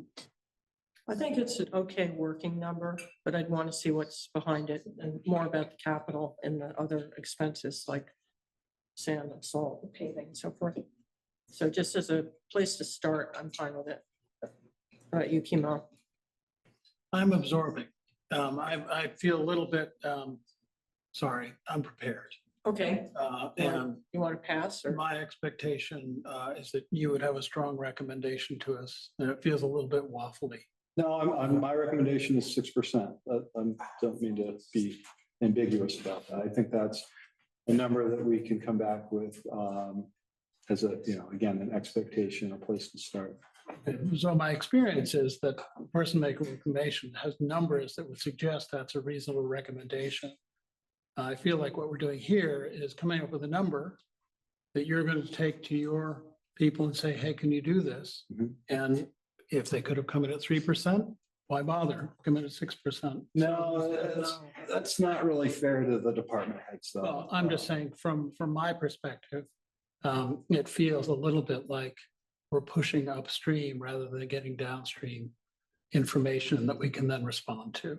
So We can come in shooting in the dark, but I feel like that is going to probably lead us to having to revise the budget. Because if there's not a firm number that I can work off of, like that 6%, when we have these final meetings with our departments and say, hey, you're at 7.2, we want to get this down to 6 because that's an expectation that the board has put out. How can we trim that down? Or not, or they can just say, gosh, it's got to be 7.2 and I want to come in and defend why we're there. but you can't actually tell me why you're recommending 6%. It just seems like that's what we've done in the past. Well, we just said it was 5.6% increase in the fixed cost for wages. So that's driving a lot of this operational. What percent are wages to overall tax bill? To the overall tax. So to the overall budget. The overall budget. sorry. I would have to look at that. I'd have to pull some numbers to figure that one out. Okay, well, I guess this is what I mean. That's a number I would expect to have. If I'm going to be asked to give a. Okay. Well, why don't you pass then and you. So I'm gonna pass on this right now. Okay, Not because I want to. because well, I just- good questions, but you're allowed to pass. How about you, Priscilla? That's an issue I'd made note of. I'd like to know how much is wages and how much is other stuff like salt, sand, police cruisers, Yeah, fire trucks. and all that. propane, Right. whatever, and not, I don't know that in it. I know you say it's more work for you guys, but I just hate saying, oh, well, let's aim for this because you'll get there. I wish we could just say, what do you think it's going to cost you to run your department? You know what maybe your wages are going to do. You can calculate your benefits. Mhm. And what do you think the other things are going to do? I mean, like oil is down at the moment. Everything's insecure. I understand that, but Yeah. Yes. yeah. So, But I don't like the idea of saying, oh, let's aim for 6%. I would like to say, what do you actually need to run your department? okay, is that a pass or? No, it's saying I won't go for 6%. okay. No, All right. because I Do you have a don't. number? No, I don't have a number. I want to know what does Department A think it needs Okay, to run itself, given that this much, and it will vary from department to department, depending on, like the highway department has a lot of stuff that, the town manager's office doesn't have, right? right. So it'll vary from department to department. So I would just be curious to see what do you think it's going to take to run your department? Okay, How about you, Matt? But what I'm hearing you say is that it's around a 6% step up in wages. That's kind of a given, and it's about a 15% step up in benefits, health insurance, that kind of stuff. And remembering the way Barry presented and you presented it last year, I don't remember off the top of my head, Chemo, but it's a significant part of our operating budget that is driven by wages and benefits, a huge amount. Like 70, So 70? 70%. So Well, it's a lot. it's- Of the budget? Yeah, there was Okay, a well, pie that chart or gives me, something. And so, if those are the those are two huge driving forces, and if you're recommending to us that you think 6% is reasonable, that you'll have to kind of claw some money down, and yeah, I'm comfortable with giving you 6%. I should read the study that you referenced, because I remember you referencing it last year, and I should have done it then. I can send it to you. But if you're looking for ballpark, I'm comfortable saying 6%, and then obviously, this is a longer, we'll have plenty of discussion. This is just a This just gives you- draft target that helps me Right. work with our department heads to come in with what we feel like is an acceptable increase year to year. I mean, to be honest, if we have no limit there, if it's just, what do you want to run your department? It'll be higher than It might be pretty 6%. high. And so I'm trying to do a lot of this middle work as the town manager, managing the department heads, working for the select board, who is ultimately going to have to approve this budget, to make this as efficient as we can, because I don't think it makes any sense to come in with department heads expecting to see a 20% increase year over year because they feel like that's really what I would like to have to work with. And then being told after the first meeting, with a month and a half to go in our process, cut that down to 5%. That is what causes consternation in the departments. So it's much better, I think, to do this beforehand and come in with what we all feel is something we can work with. And I also hear you saying that 6% you feel is a somewhat reasonable number for capital appropriations. Well, that's Planning to be continued, discussion to that's be more continued. difficult because again, we had underfunded our capital budgets historically for years. We tried to do a catch up about in 2 years ago's budget. We put a lot of money in. That's why we had a double-digit increase. We're trying to get on to now a steady, consistent amount of appropriations into capital budgets that allow us to plan out again 5 or 10 and even longer for major expenditures, right? So that's what we want to be aware of. It's nice, it's nice to say we're not going to do it this year, but it hits you twice as hard 3 years later if you don't, right? So again, I will make no promises, but I think with a target to shoot at, we're going to have a much more efficient process here.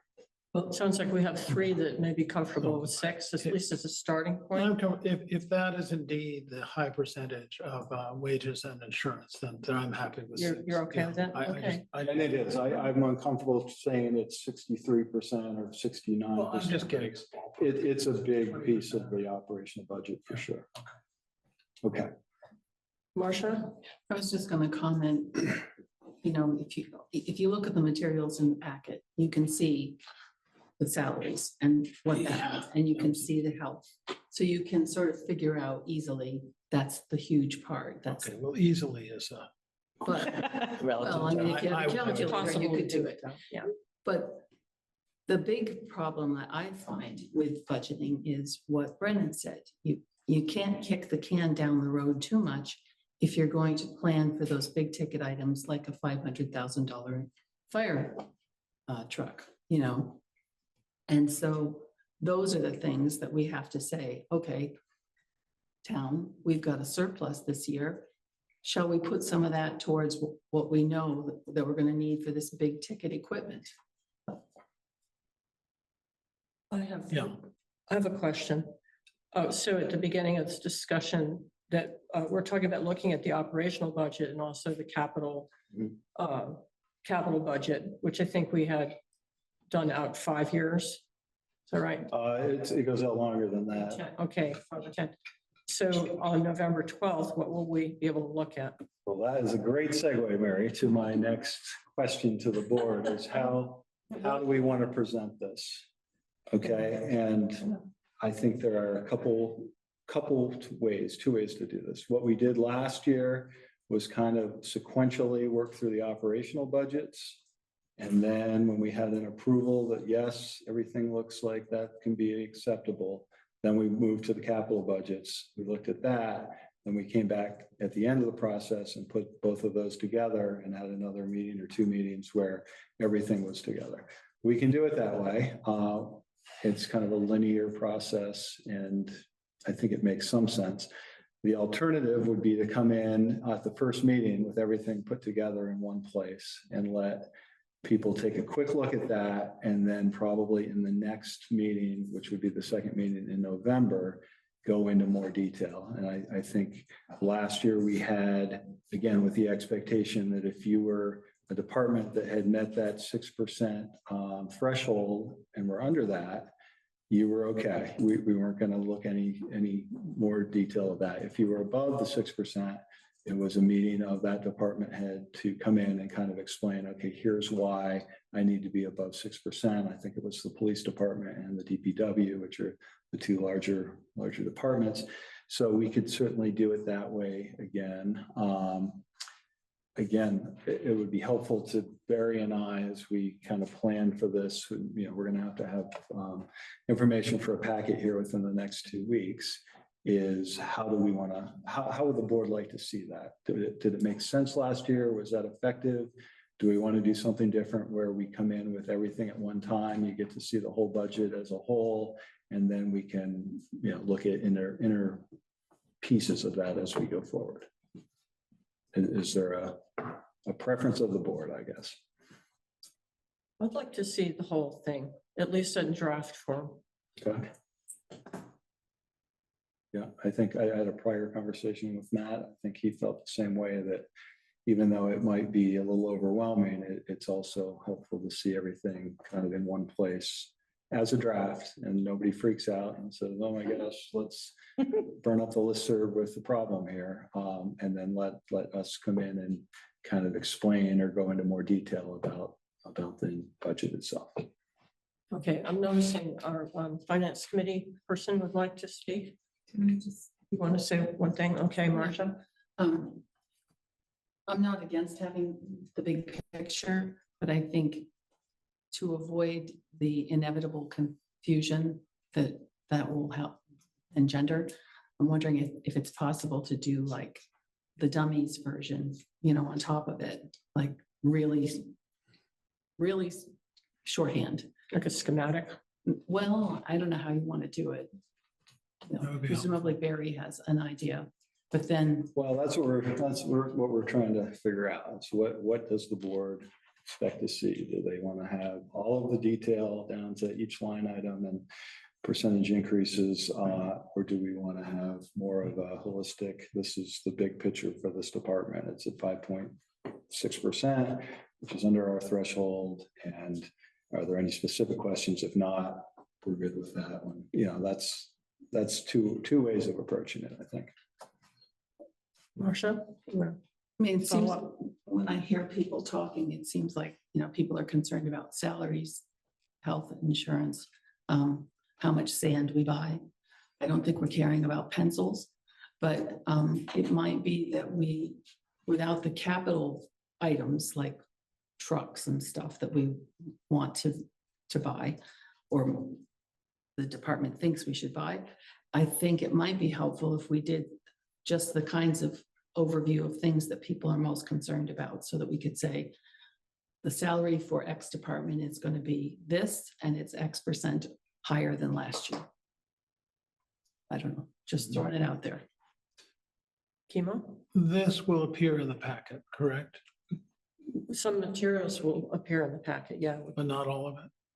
I guess the reason I'm asking is because if it's going to be in the packet, when you're thinking about what we would like to see, I think it would be helpful to think what the public needs to see to understand it easily, which is kind of the same thing I would like to see Well, I think it'll be, it's a packet that goes to the select board because you're authorized and responsible for making that approval and sending it to the voters, but it's all going to be the same document. There's not going to be like a select board version and a public version. It's going to be, everyone will see it at the same time. Yeah, so if there is a way to have a simplified explanation. Maybe, with large research papers, there's an executive summary. Yeah. Something like executive that. summary, something like that. Yeah, no, I think that was one of our thoughts is how do we, especially if we're putting everything out there on the first day, it's overwhelming. So is there a way that we can work through that with a memo or something that would say, here are the highlights of what you're going to look That at? would be helpful. I think we can easily do that. So that sounds like your option number 2, Okay, Wait, what's option number 2? one big budget. put it all out there in one. Yeah, I would say, I think that having the executive summary is important, like Barry did last year, both in sort of table format, and she did a nice, or both of you did a nice job at sort of outlining the major driving forces and the percentage changes. And then I think that we have agreed, I hear that we're agreeing on, we'd like to see everything, line item by line item, 2 years of actuals going back or something like, as possible, 2 years of actuals going back, and then percentage change per line item, what's requested and what the last year's budget, was. And that, I think that's will give us a starting point for discussion. And I'm assuming that, like Kimo was asking, that it's all going to be in the packet so that we can all look at it in depth. And really, it's more time efficient because then we can look at it for a while before we actually talk to you. Yeah, Instead of I just think, giving it out of I think the frustration. key there is to maintain calm. Sure. Right, because it's gonna look like a big mess and not, geez, I can't understand that one little line, that doesn't make sense, or Yeah. boy, why is that 110% higher than it was last year? Right. That seems wrong, like, let's look at it, and then let's have a second meeting where we can kind of explain that, or bring department heads in that might wanna give a more detail about an increase that they feel is necessary. Yeah, I'd like to add one more thing. I think that it would be nice to have each one of the department heads come in and just present for 5 or 10 minutes about where their department is at, and if there are things looking forward, it might not even be in this budget year, but just kind of like something that they are expecting, whether it's like a decrease or an increase in funds. I think that I don't want to take up a lot of time doing it, but this is our opportunity to speak face to face with each department head and kind of just get a where we are now, where we expect to be, kind of thing. I mean, obviously, if they're asking for a lot more money in this year, that warrants a discussion. But I think that it's not a bad idea to spend, at least if it's 5 or 10 minutes, just, you don't have that many department heads. Okay. I'd like to call on Stephen Hepburn. Is that okay with the board? Can I just answer what he said? Okay, All right. go ahead. I just want to say, we might have to do an extra meeting because It might take some time. It might take too long. That's fine. I think That's that's okay. fine. I don't know. Okay. Would you like to come up and speak, Stephen? Sure. Okay, I'd like to hear what you have to say. Stephen Hepburn, Finance Committee Chair. Just wanted to make a couple of points. I think it echoes some of the stuff that you guys have already said about kind of having a target and backing into it versus going through the process that you suggested, Marcia. But understanding, Brendan, that you would ideally have some targets to work with. Another piece that I've seen from some of the discussions is the various school boards already have draft budgets available, actually from a month or two ago, for next year. The way they did that was they took last year's budget. They had an estimate for health insurance increases. It sounds like we have kind of actual estimates for it. They had the steps in the salaries, and then I believe they put CPI for all of the other items. And that was the first look at a potential budget that they had available 2 months ago for people to start reviewing. So I just wanted to share that with the committee and with you, Brennan. On the point about, I'm also thinking about, as we've had some conversations about potential tasks for the finance committee. I remember one that was mentioned a while back was, in a world where we may have to cut budgets, potentially tasking the finance committee with what would you cut as a high level question. Which, if we go through the process, kind of as we've described, we have a target, we get through to the end of the year, then we do the capital, then we end up with a number that people aren't happy with. And then the question gets posed to the finance committee, well, what would you cut? That's already kind of potentially getting an adversarial relationship there. So to suggest some targets that Brennan can work with the select board's permission, I'm also conscious that last year, I understand that we aimed for a level service budget. Is that correct?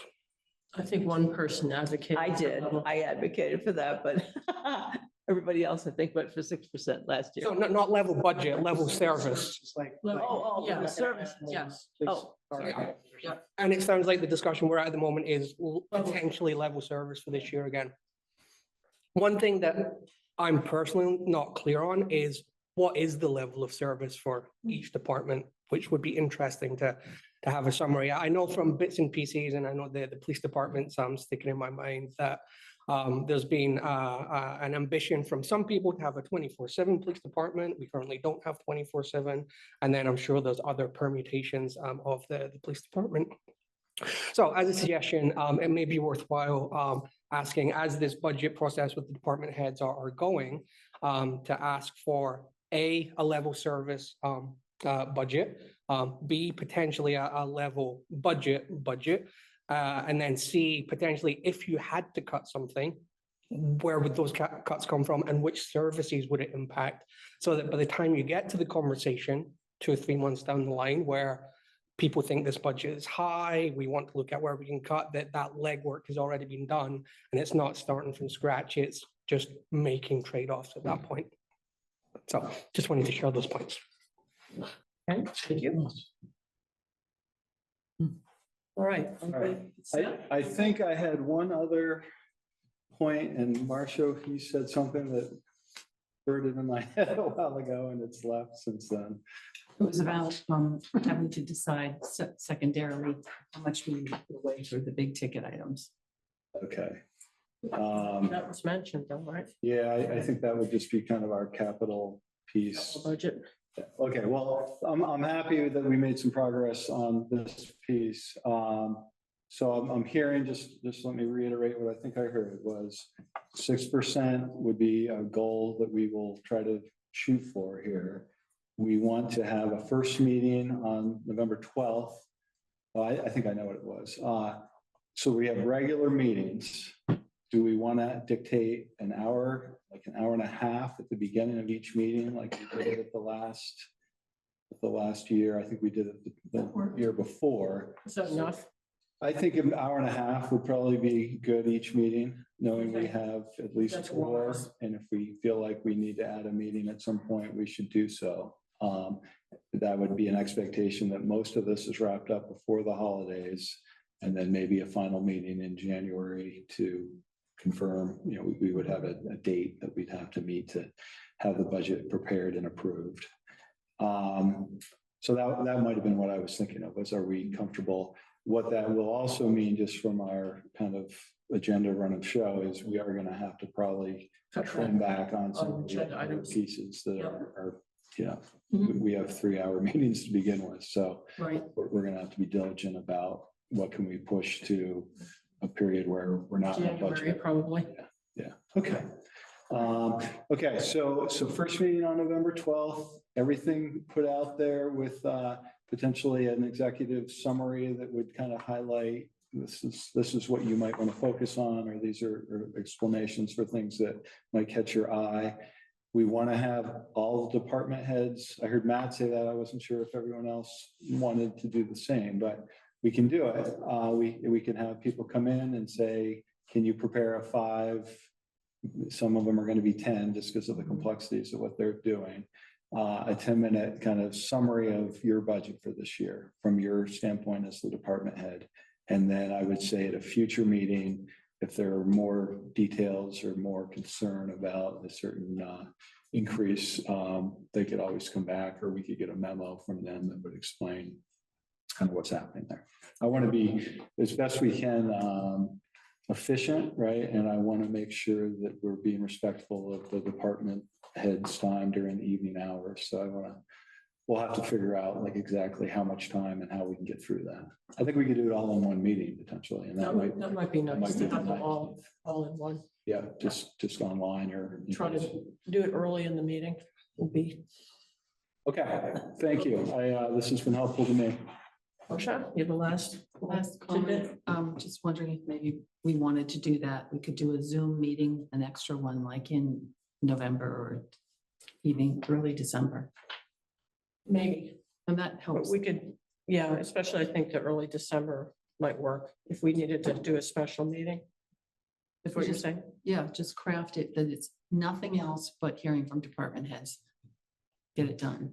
Yeah, like I said, that's possible on the 19th too. I think we should do that early in the process, more so than later, because I think that'll be informative to select board members. Sure. I didn't mean to add more department head meetings. I was assuming that they would each come in and the department heads where they, let's say, ask for more than 6%, like the discussion with them would be, why do you need that? And then the ones that are 6% or below, it's more of an informative thing. Okay. Yeah, no, I think that was clear. I think that is clear. Okay, all right. Yeah. Okay, I think we should move on. So thank you for that discussion. Next is the Finance Committee task report. Would you like to come back up, Stephen, and present? I hate to do, you've been waiting so patiently. Break. Oh, Anybody else want a break? we could have a break. Or well, do Stevens stuff and then? Yeah, let's hear All from right. Stephen, and then we'll take a little break. Okay. Okay. So Stephen presented a memo to us, the comparable towns. This is the task that we gave to the Finance Committee. You all have had a chance to read it. And I think the part of the work is done, that they've chosen certain towns based on data: Woodstock, Heartland, Waterbury, Chester, Thetford, Sharon, and Newbury. Based on salary benchmarking, which we had in-house, which ranked their similarity to Norwich, I think. Select board member suggestions and Finance Committee recommendations. Are people okay with the towns that have been selected? What'd you think, Brennan? So I had a couple thoughts. I haven't really talked to you, Stephen, so nice to meet you. So I early on, I looked at the comparable community analysis that was done back in 2023 by GovHR, which I think you've also used here clearly.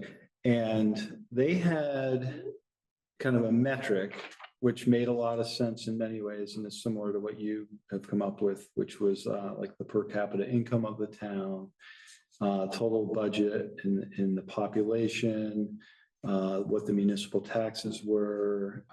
They had sales and use tax there, which I don't think is terribly applicable maybe to us. And then they had like the proximity to Norwich, and those were all kind of in a metric, and they put it all into an algorithm and it came back. So Woodstock was definitely at the top of that list. And I think that's a very comparable town. Heartland was also rated highly there. The issue with Heartland that I'm aware of is they do not have a full-time police department.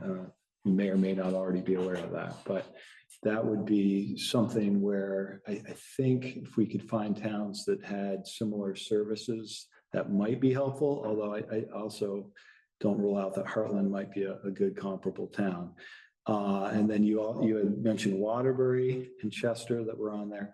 The one that wasn't on here that I always thought is similar in many ways was Manchester. which is geographically further away from Norwich, but I think if you took out the proximity piece, which it scored 3 points because it's on the other side of the state versus some of these closer towns scored 11. So that like bumped up their similarities. So that might be just a suggestion. I don't know if you've looked at Manchester as a comparable town, but that was one I just was looking at it like, boy, that would make sense. And then some of the smaller ones, like especially Sharon, like to me, that would be hard for me to picture that we have similar service levels to Sharon. And I think there was a mention that the roads were, talked about in a previous discussion. And I think if I understood it, you're trying to get down to 5, right? So you had 7 here that were, is that right? Yes, so that's what we had suggested. So far, we have a short list of 7. We didn't have a quorum, so we couldn't get to the 5. But I'm happy to take some additional suggestions, look at it, get that down to 5 or leave it as 7 or 8. I think when we have different comparable towns, when it comes to, again, the services within the town, no town is going to be exactly the same. So my expectation is when we do get to comparing and contrasting, we wouldn't be saying, hey, look at the police force here versus here if they don't have one, or if it's a very small one. We would expect to be noting that as well. But yeah, happy to take a look at Manchester, happy to take a look at the GovHR study, removing the proximity and seeing if that brings anything else to the top. And then, like I said, happy for us to either get down to a list of 5 by ourselves, take guidance, take a different direction that 7 or 8 is appropriate. Yeah, that was my only suggestion is Manchester and I guess when I talk about like the police department and our fire department, like those are huge capital budgeting pieces of our pie, right? So if you had a town that did have a police department, even a small one, which, I'd consider Norwich a small force, but we still have, 4 or 5 cars that are getting budgeted for. Fire department, I assume most towns have some level of equipment that they capital budget for, and most small towns, Matt, you probably know better than I, have some level of a volunteer fire department or share services maybe. So anyway, just trying to as close as we can get, because I think that will be the most useful, to compare. Yep, thank you. And Marcia? I sort of thought Chester used the state police, so I'm not sure why they're in there, but maybe they have their own now. So at the moment, we haven't dug into comparing exactly departments for departments. This is high level similarity. And if a town is similar on 4 out of 5 measures, I think that's still valuable to look at the 4 out of 5 again. If we look at and they don't have a fire department, they don't have a police department, then we wouldn't be suggesting that we go to a 0 budget for that, because that would be nonsensical. But yeah, so we haven't gone to that level of detail yet. This has been higher level comparability. I think it would be important to have those big ticket items for us in the towns you're looking at. They should have a fire department. They should have a police department. They should have a town manager potentially. If possible, if you can find all that in area towns, right? There's going to be some variability. Sharon doesn't, right? Any other comments or questions? I just found this a really interesting table. Really interesting information. It's very good. And when I look at per capita income, I say, there can't be a lot of kids in any of these towns, because that would lower the per capita income, right? Well, especially when you look at household income versus per capita. Oh, but anyway, it's a great chart. Thanks. Sure. Matt? If we're looking to, if one of the questions is, what could we drop? I think Sharon Newbury could be dropped. And I do like the idea of Manchester from what I know about it. Even though it's not nearby, we're not like that's, I think for salary and compensation study, that might make more relevance, be more relevant, but for comparing sort of it's hard to compare Norwich to other, it's complex, right? I mean, you can see it right there. And so Manchester might be a good comparison. I would say that'd be great to put on there. I appreciate that you put paved versus dirt. I thought that was a really interesting one because it's come up, how difficult it is to maintain dirt roads. And so that's a huge resource. And expensive to pave roads. And repave them. Yeah. Can we agree as a whole to drop Sharon and Newbury and adopt Manchester? Is that okay with everybody? Well, one question about Manchester is the nature of that town is quite different. It's a Yeah. commercial. Yeah, More like Woodstock? a lot of retail. Ours is a residential town. And so I'm Okay. wondering if the figures there could be worth looking at. Yeah, it might not, again, it's hard to compare things. Yeah, Woodstock probably is a lot more applicable to Norwich, I guess, but Woodstock also has a serious Big business, commercial and commercial tourist base. space, yeah. Probably not as big as Manchester, but yeah, it's hard. I mean, be worth looking at. The contrast might be as interesting as the similarities. How does this town with a tax base from tourism or ski area compare to, what our tax base is, so. Okay. But it sounds as though we wouldn't have to compare them on everything. I mean, if a town doesn't have a fire department, we don't worry about looking at their fire department versus our fire department, right? Sure. So We could do, but maybe there's Compare some by other things that are departments. useful Yeah. to look at in comparison with what we do. yeah. So it's, so nothing's gonna match. completely. Right. Okay. Well, It's really good. yes. So did we say we'd actually like to drop Sharon and Newbury and Ed? Well, how do you all feel about that? Is that okay? Okay. Dropping Sharon and Newbury and adopting Manchester? Is that okay with everybody? It's okay. Is there a reason to drop anything at this point? Well, I don't know if we need, I don't know how many you want to look at. The main reason that we were trying to limit it to 5 was to limit the legwork when we start to get deeper into it. Yeah. So, but I think 5 or 6 is close enough, and we're either happy to take the direction and just make that change and accept that as we are, or take it as an advisement, and we can decide at our next finance committee meeting, either way. So are you asking us to choose, or do you think you're more comfortable choosing the 5 out of this big list? I'm good with either of those options, so I select think the I'll difference. leave it up to the people who know what they're. Just let them looking at run with it a little personally. bit. Yeah. Maybe take the Manchester suggestion though. Maybe take a look at that. Sure. I mean, yeah, if we're taking it back ourselves, we would also look at Chester, because Marcia has suggested it as well. All right. Yeah. Okay. Thank you. Okay, and then we are going to have a 5-minute break. I'm thinking on agenda formation, we should just put it in there. Okay, I don't know why we don't, but I think now we're going to have a break now.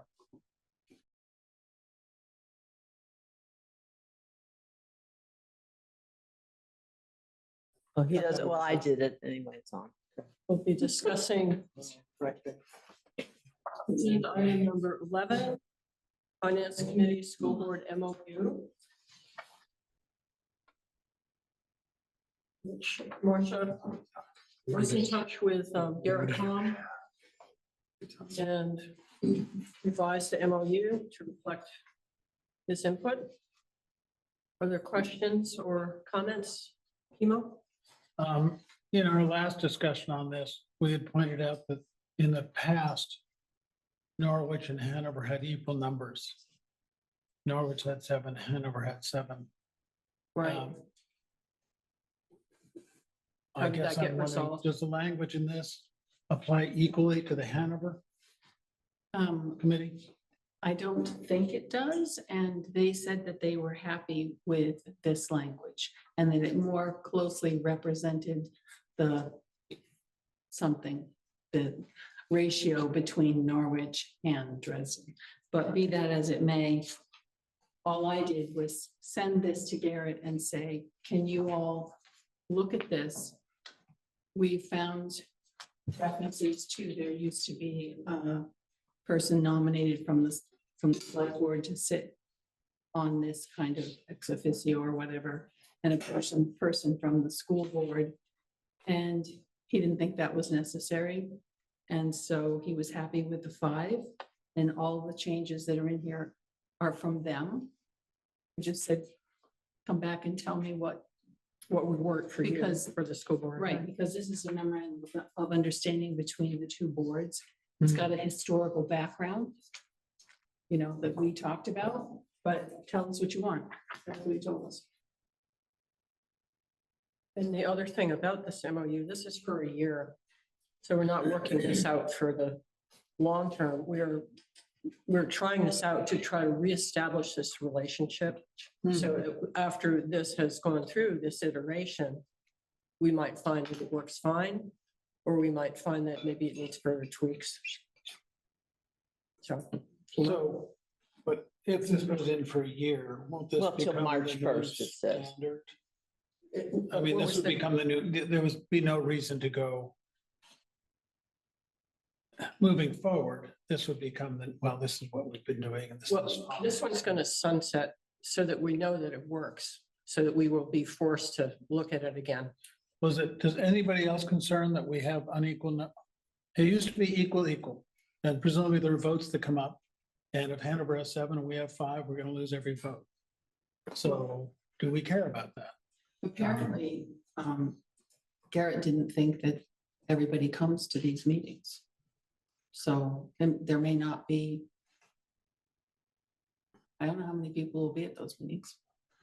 Is there an objection to having a number 7 or to having equal He was happy numbers? with this, that's all I can tell you. But Garrett is the Chair of Hanover chair. Norwich School Board. He's the chairman of the Norwich School Board. Sorry, I should know this.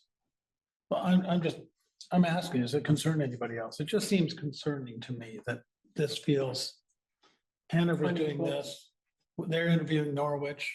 Of course, it has What are been, we've been 0 for several years. Yeah. That we were very outvoted.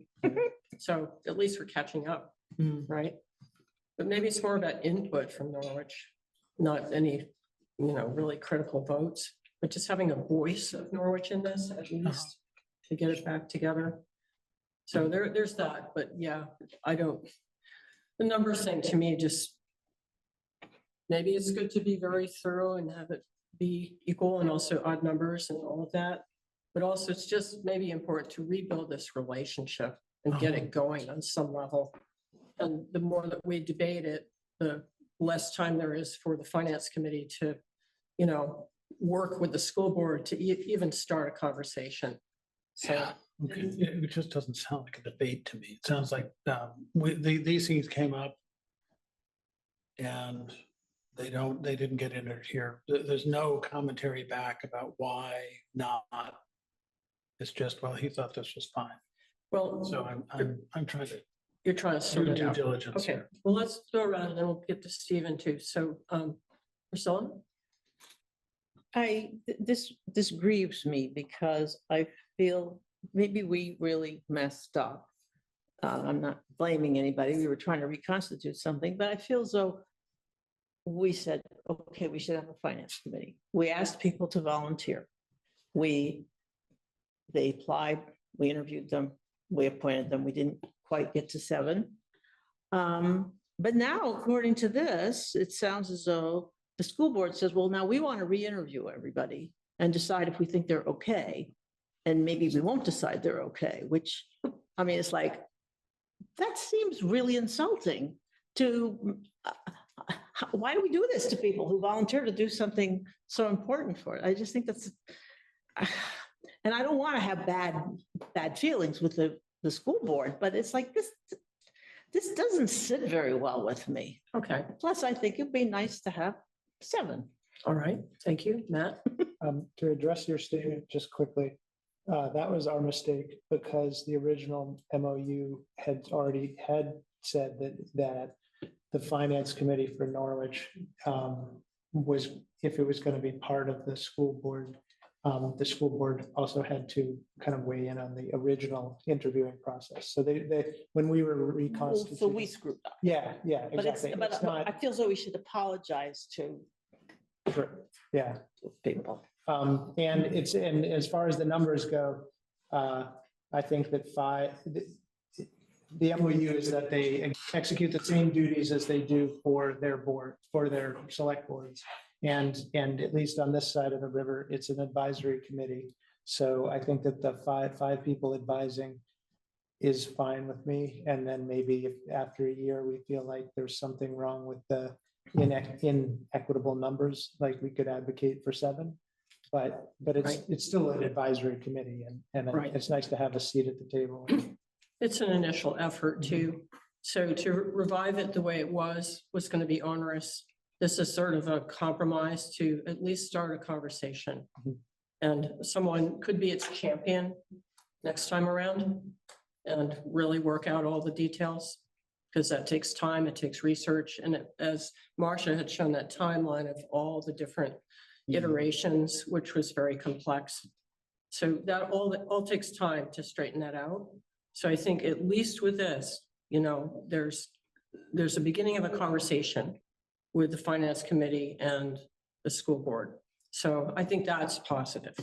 So even though this is not perfect, no insults were intended anywhere, but the structures that you have, I think as simple as possible is good. But then as Chemo is saying, try to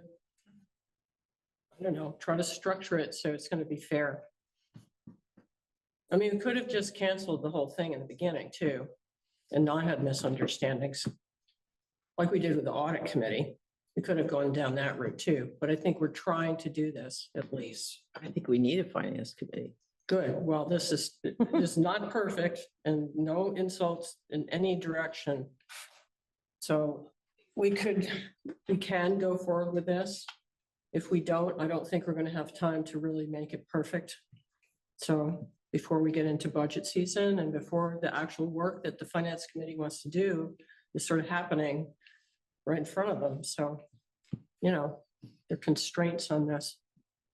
But even if we're not happy with this, that doesn't mean we don't want to have a finance committee to assist the select board. does Well, it? I'm not suggesting that we don't. I'm just saying that to make it workable isn't as easy as you might think. Apparently not. It's not easy, so we're trying and, maybe we get grade C, but we're at least trying. Marcia? I think, not speaking for Garrett, but I think that what I was hearing was that they wanted this to be a workable situation, right? They don't want it to be problematic. And so this looked like it was workable. And I think what we have to remember is that the history here is, and I don't have the history in front of me, but the timeline, way back at the beginning, the agreement was that there would be a selection by the select board and the school board. And so we kind of violated that. So we're giving them, okay, well, we'd like to have a seat at the table. So you can certainly look at the people that we have appointed and opine. But I also think it's important to remember that we could call it, the duck committee and the goose committee. There's a finance committee that's part of the Dresden committee. And that should have been appointed by the select board and the school board. It wasn't, but they're willing to work with it, but they do want to meet the people, which is reasonable. And then the goose, or whatever other committee you want to call them, that we appoint to work for the budget for the town, doesn't necessarily have to have the same sort of structure, right? So if there's 5 people that are going to sit on the Dresden as representing representing Norwich, that's fine. And we still have 7 people who are doing whatever they're doing that the select board asked them to do as to the town budget. That makes sense? No. But I understand what you're saying, but it's not consistent with what I remember reading. So I'm just. Well, we're trying to make it work. Yeah, so why did he say we can't have 6? We have 6 members of the. Nobody said we can't. I said, I didn't tell them anything. I said, this is what we came up with and why. The We didn't comments and know. concerns expressed at the Norwich Selectboard meeting. That was one of the main points of What are you looking at? contention. Just the number of members. Oh, I'm telling you what I told Garrett when I called Garrett and said, so we've got we've got a committee and we put this memorandum together. And since it's a memorandum of understanding, what do you guys want to do? And he said, well, we think that's fine. The only thing is there should be something of a quote charge. And so they did the number 3, which harkens back to some work in the past. Yeah, okay, well, we're gonna go round and round on this, I think, so. It's imperfect, but I think it will get the ball rolling. Oh, Stephen, would you like to come up and comment on our efforts? So yeah, appreciate the fact that the dialogue is open between the select board and the school board. I think that's great. Couple of things that I'm thinking about when it comes to this is, I think, Marcia, I have a slightly different understanding to you on what we're referring to in these various documents. So we have the charge from the select board, and we're the Norwich Finance Committee. The Dresden Articles of Incorporation reference the Norwich Finance Committee, and this MOU references the Norwich Finance Committee.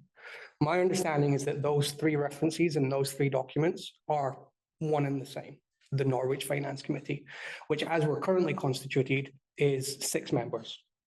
And so I think the 2 concerns I have on the numbers that we have here, I'm personally not concerned about the imbalance of voting between Norwich and Hanover. Just being involved, I think, is going to be great.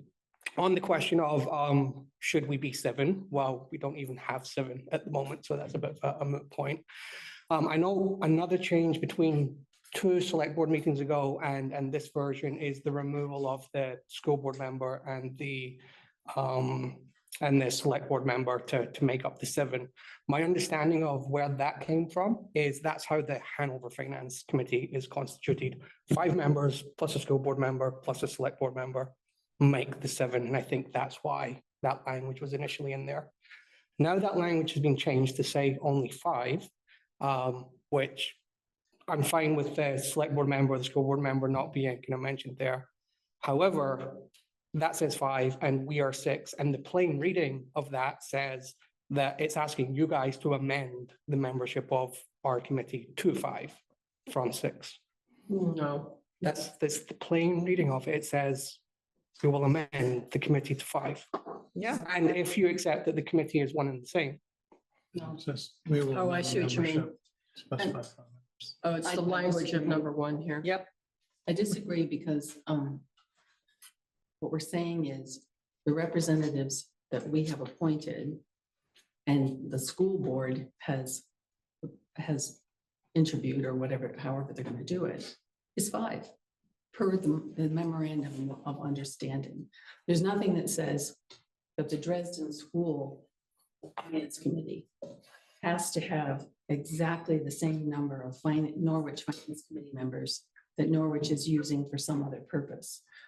I think we could be more clear in the language, though, because as Stephen says, if you just read it the way it is, it does appear to say amend the membership. So I think, Marcia, perhaps what you're saying is amend the membership of the Norwich Finance Committee for this purpose or this task. Something needs to be in there to make it task specific, not committee. So for the specific. Dresden Finance Committee, Well, because that's what we're doing. We're populating the Dresden Finance Committee because Hanover and Norwich equals Dresden. well, okay.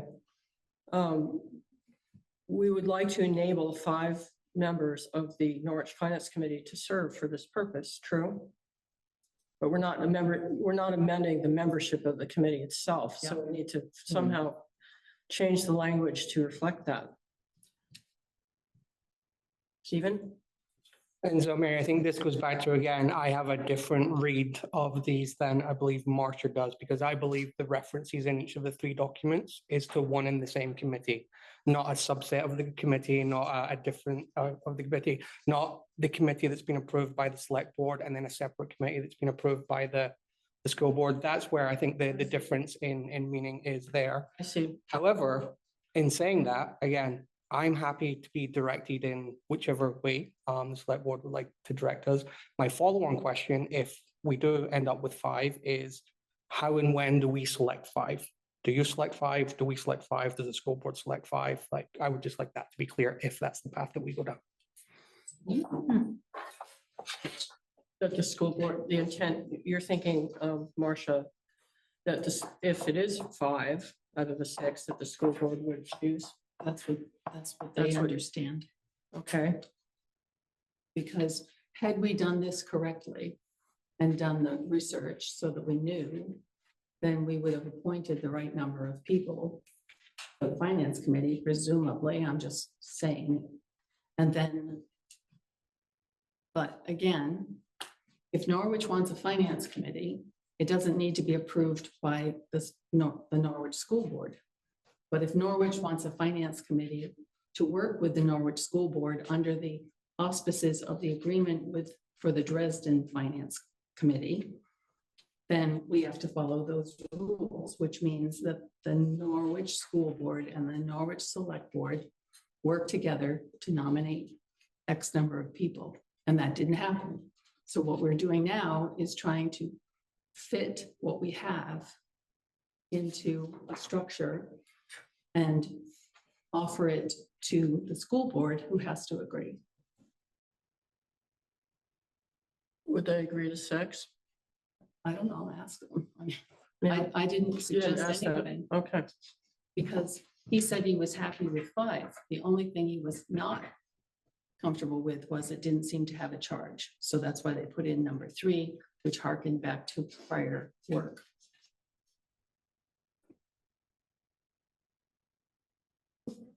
all right, how are we gonna resolve this, Do everybody? you want to hear from the floor? Cheryl, would you like to come up and speak? I will when it's appropriate. I mean, I can wait if you want others. Would you like to speak now? If you Yeah. can't, you may if you'd like to. Okay, I probably have the most history with this than anybody. And as I've mentioned in the past, there was a whole different process that I think, Chemo, you might remember, where there were 3 auditors, 3 elected finance committee members, and the treasurer were a 7-member committee to meet an equal status with the Hanover Finance Committee of 7 members, which is what they have today. And those 2 come together automatically as the Dresden Finance Committee. There is no selection process, never has been a selection process for the Dresden Finance Committee. The 2 committees make the Dresden Finance Committee. Simple, really very, very simple. So not having an equal group would mean that we could be outvoted, right? That would be the result. But there was always the desire to have equal status. And that's the history that was always there and what we did. It's gotten very complicated, very contentious. It shouldn't be. There seems to be walls being put up, barriers being put up. The school has been doing budget work for months right now. They've moved right along. Their budget meetings are being warned regularly on our listserv, and they're going on right now. So it would be a complete catch-up, and anybody can go. I mean, those meetings are public warned meetings. Anybody can attend them. You don't have to be a finance committee member to attend a school board budget meeting. So it's, He was gonna send all the information to Stephen so that he could be up to speed. Did he do that? I haven't seen that yet. so with what I'm trying to say is, I think that you initially put out the notice for anybody interested in being on the Norwich Finance Committee. And that was for 7 positions, which it has always been. And you got 5 people willing to step forward, and I was happy to see a group. So I was willing to take part. And you just needed to have 1 more person step forward to fill the 7th slot, and that was it.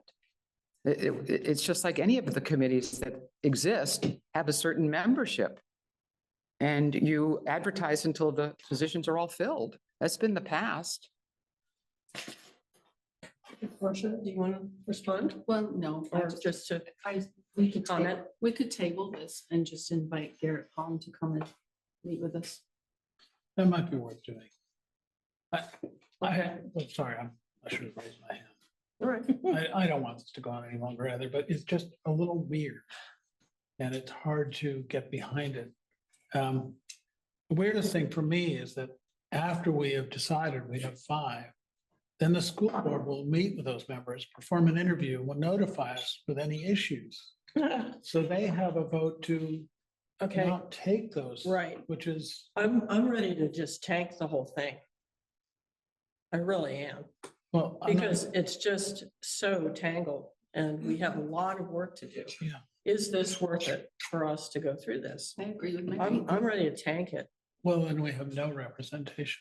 Well, I'm just saying, Garrett? tabling it might be a good idea. Maybe you'd like to work on it.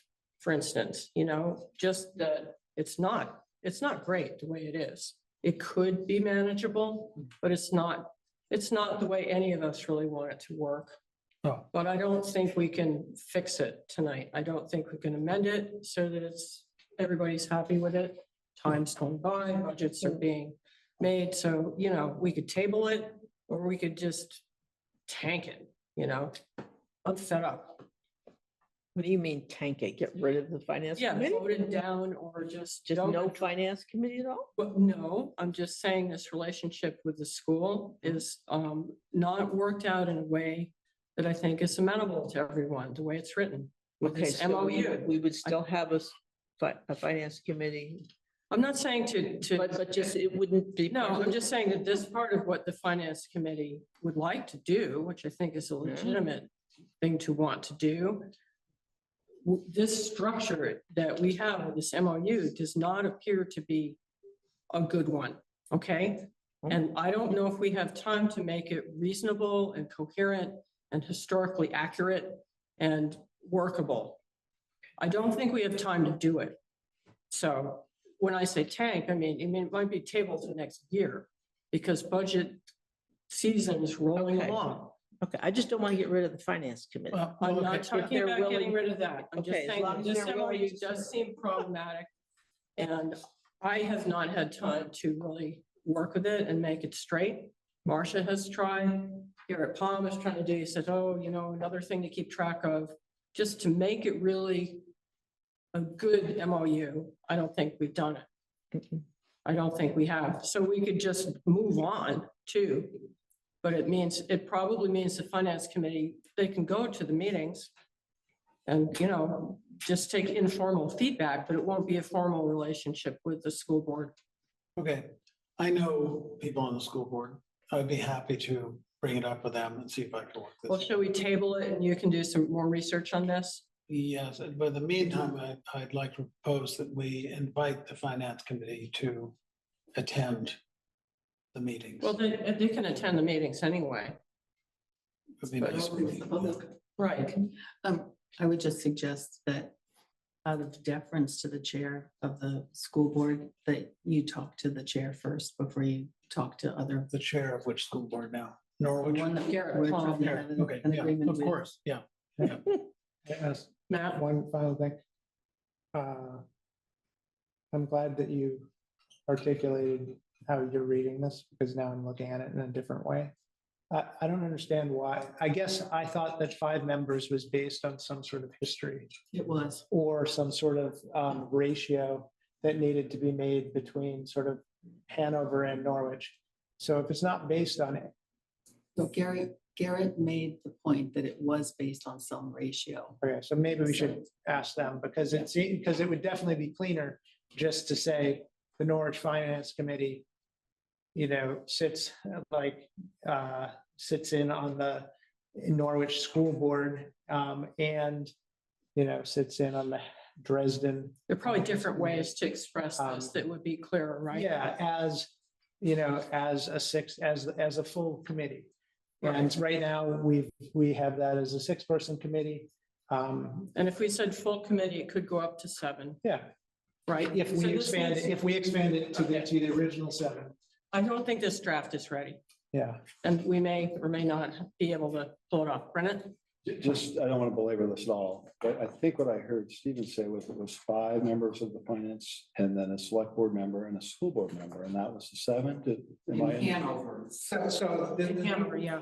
Okay, that's fine. If it's in Hanover, not in Norwich, then. So that, it was in Hanover, but it was also in the draft of the MOU 4 weeks ago. As the Norwich Selectboard would amend the finance committee to be that makeup. And then historically, I think Cheryl gave some of the history and then that's changed. But as far as I understand, it's always been 7 until we became 6 and then 5 and then 6 and Sort of now it's talking Around, I was actually using documents that Let me- have been let me- approved let in me- the past, and let me that's where the interpret this. 5 came from, and that's why I presented it. So I say we table it, have Garrett, and just Come to our meeting. sure. Could we table it subject to my meeting with him and making a proposal? I think I prefer, because I've already had a conversation with him. And I think everybody needs to hear what he has to say.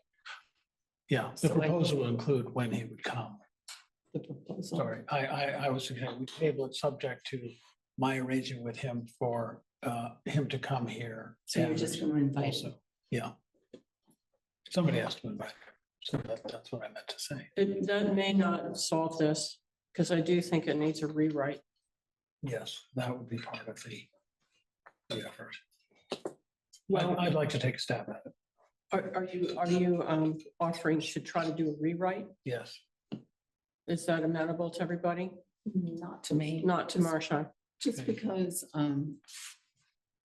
this is now turning a little awkward. This was based on some other documents, historical documents, and things that Mary, got from Garrett. And then I put this together and Garrett said, that's fine. That's, no problem For this year, anyway. Right. And then next year we should all appoint together if we're gonna do this, because that's how it's supposed to work. But they were amenable to, or he was amenable to this on behalf of the board. So I think now if you go back and you say, okay, we presented this, you agreed to it with these changes. Now we're gonna rewrite it again. Well, I don't think I'd put it that way. I'd say that. No, but that's what's gonna happen. So I think that would not be the best idea. I would rather just see him come here and we can all hear it. What are we asking him to comment on, the membership? Well, I think we're wasting his time. Well, I kind of do too, but I mean, I think what everybody is trying to get to is, why don't you want 7? Why do you want to interview people? He can answer those questions. Why don't we just ask him that question? Like if, I don't know, Since I've been in contact, I can send him the question and get it in writing and then give it to all of you. okay, so specifically that number 1, the Yep. membership, that seems to be the thing that's holding us back. Yeah. Okay, so I think that's a more workable solution, like Marcia asked about that and try to work that out to everybody's satisfaction. Yeah. And then just table this for now and try to fit it in as a hopefully quick, because we're gonna be dealing with budget things. And we have to clear that out. But I think it's worth trying to get a little closer to what, would be workable. Sounds good. Okay. And Okay. Cheryl? Yeah. So could I please get Marcia's documents on this historical information that you're working from, please? I put it in the packet last time. Last There's time? all Sites. It was like a timeline.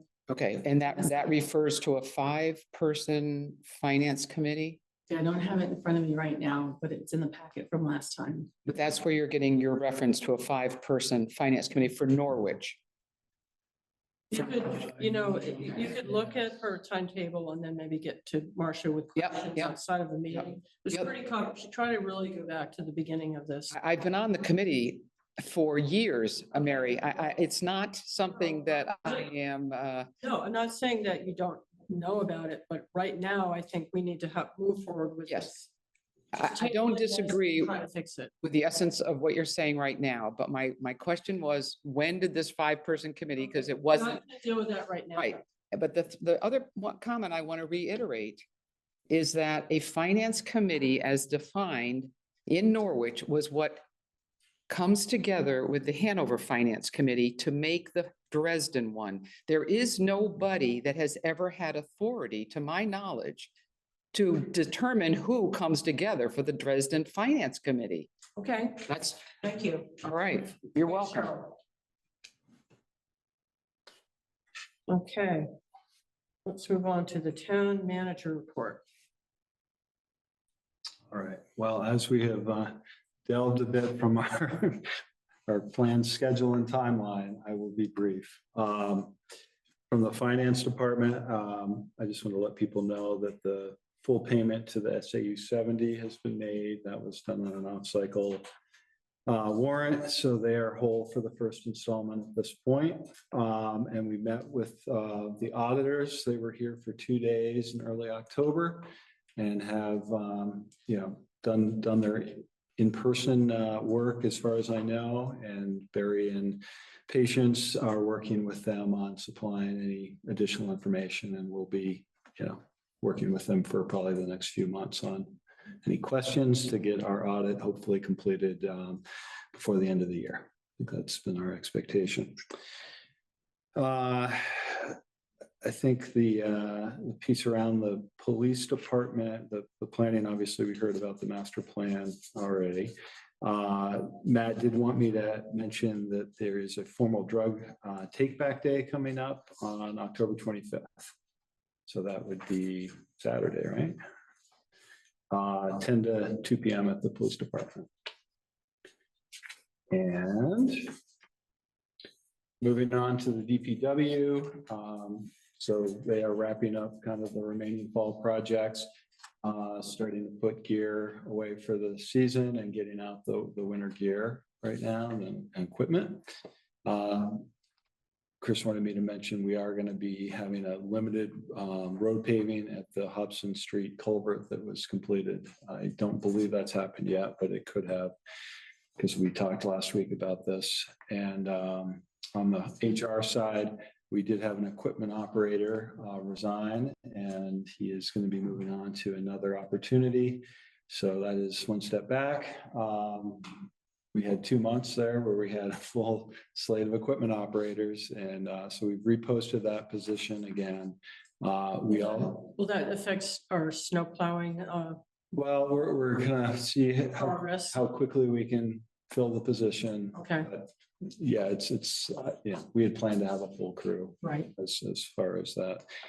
We also, I guess, on a step forward, have a applicant for the building and grounds technician position that's been vacant here for quite some time. And so we are going through the final pieces of the interview process and reference checks and such. And I would hope to be able to make an offer on that to the individual probably within the next week or so. So that is a step forward to match the step back.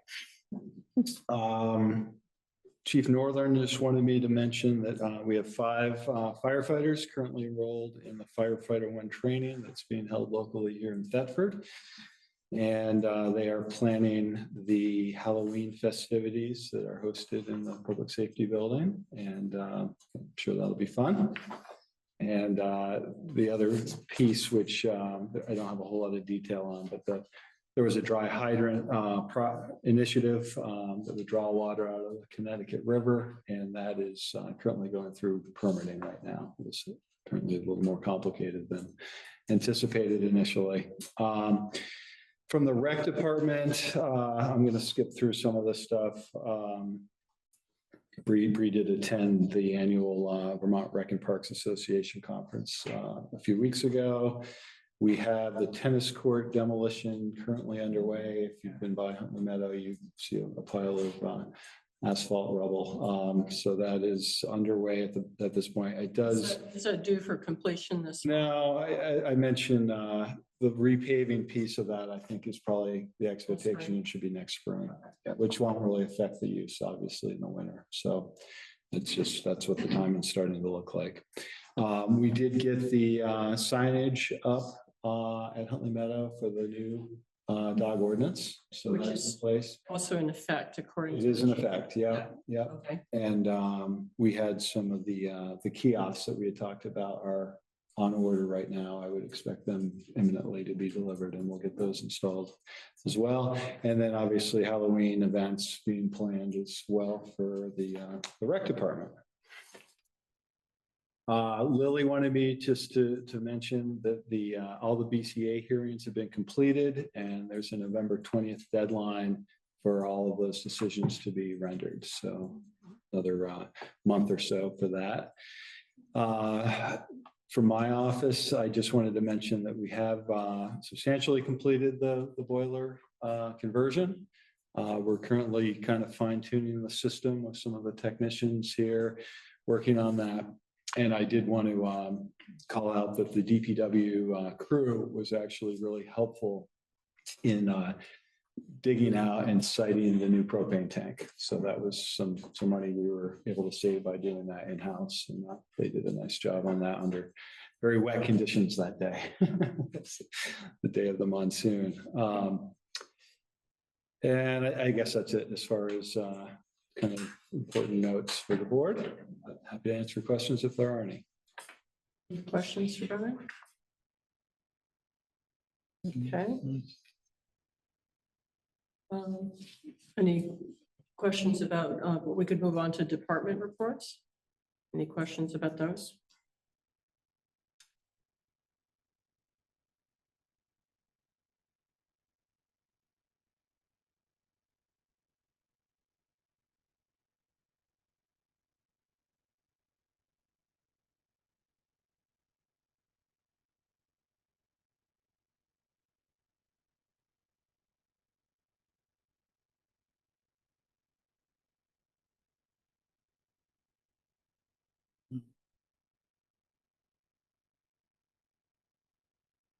No, we're good on that? Okay. So the next agenda item is the town manager contract extension agenda item. And this is coming as a result of the reason we're considering this now is in order to give both Brennan and the town time.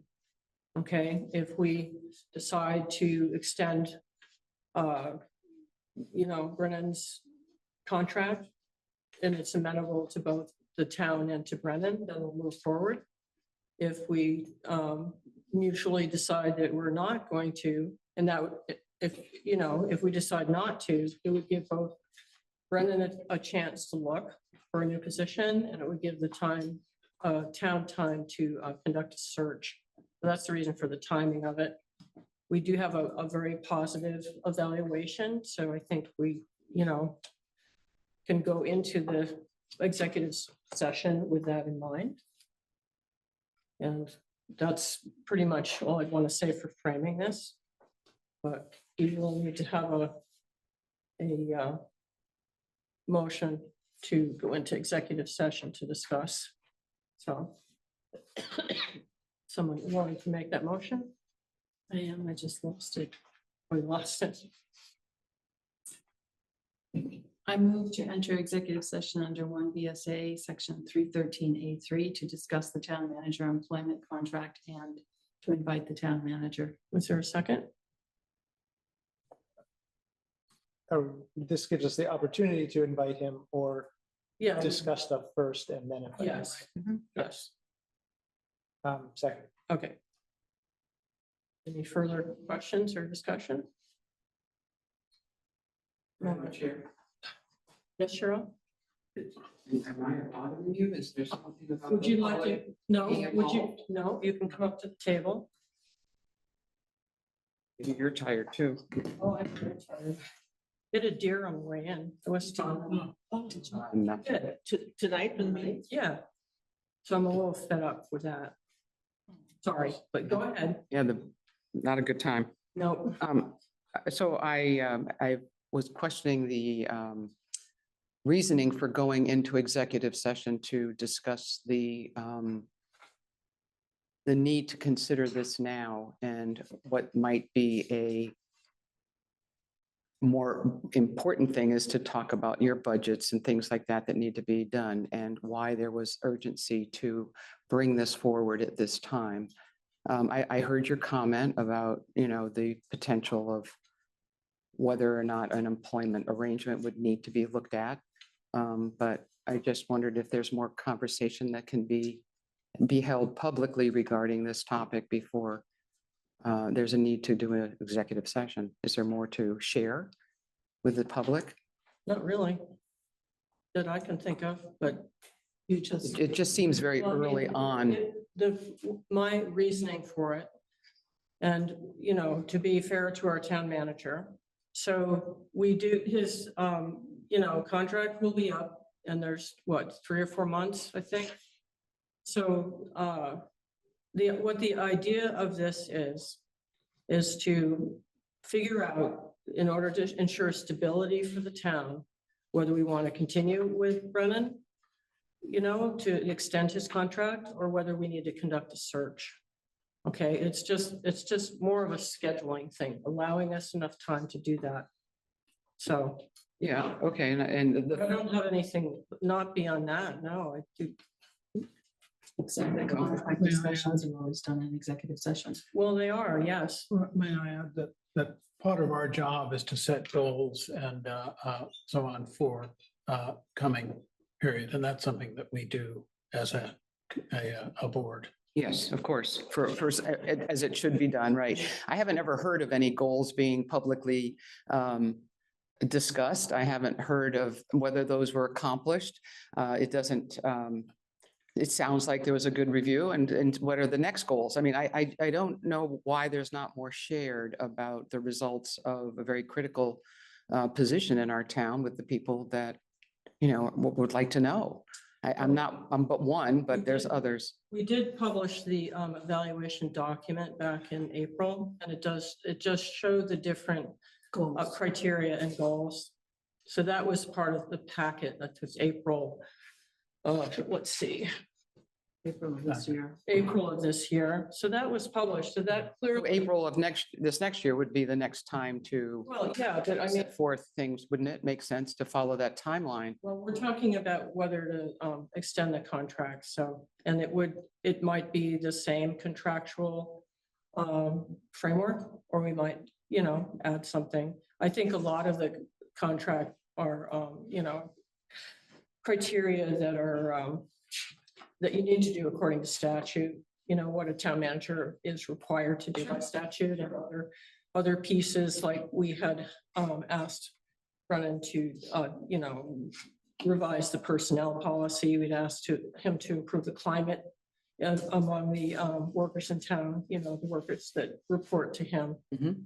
And also to deal with the disasters that seem to be coming up on us with climate change. So, you know, those were the categories that were clearly laid out in the evaluation document that we decided to use in April.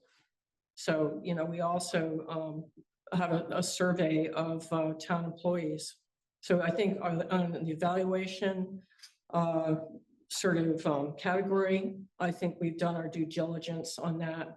It's a very good evaluation. So that was all resolved and reported on the last meeting. And the purpose of this is to give Brennan a chance, if he wants to move on, he has time to look, and it gives us a chance to have a search, which, you know, can take time. You're not always guaranteed of finding a good candidate. You know, Marcia and I've been through 2 of them. You've been through. I've been through one, so One. 3 between the 2 of us. Yeah, It's so- more than years, right? Yeah, so, you know. Thank you for all those thoughts. I think that a search does bring out a lot of people that may not be qualified, but then you've missed out on those that are. And that's why a search is very important. I think it follows the town policy, and it has followed the town history of doing a search to look for a person to fill the position. So that is. That's a precedent, yes. Yeah, it has been. And it involves community members, which is also a good thing. It doesn't put all the burden onto a select board, but it brings about a group of people. So with all that said, it just seems like there's plenty of time to wrap your heads around this, you know, after you get past a lot of this work that's coming up with the budget and surplus allocations and things. With October is when I believe the new one would start. Okay, thank you for your comment. Yeah. All right. Okay, so we didn't vote yet on our motion. Marcia, how do you vote? Yes. And Chemo? Yes. Priscilla? I guess, Is that a yes or an abstain or what is it? I think I'd like to abstain. Okay. And Matt? Yes. And I'm a yes. And what is the time? 9:37? I know, it's late. May we meet in your office? Yeah, that would be fine. Is there a motion to enter public session? I move to enter public session. A second? Second. Marcia, how do you vote? Yes. Chemo? Yes. Priscilla? Yes. Matt? Yes. Yes, way back at 11:22. All right. Is there a motion coming out of executive session? I move to authorize the chair to execute a second addendum to the employment agreement for the town manager executed 9/27/23 for an additional 3 years. Second. Okay. Discussion or do you want to speak to this? I'll speak to it, yes, because I'm gonna vote no, and I do that with regret because I think Brendan's doing a good job. I would like him to continue here, but I just think that it's too early for us to be renewing his contract right now, 11 months in advance. And this is nothing against Brendan or the job he's doing. Anyone else like to speak?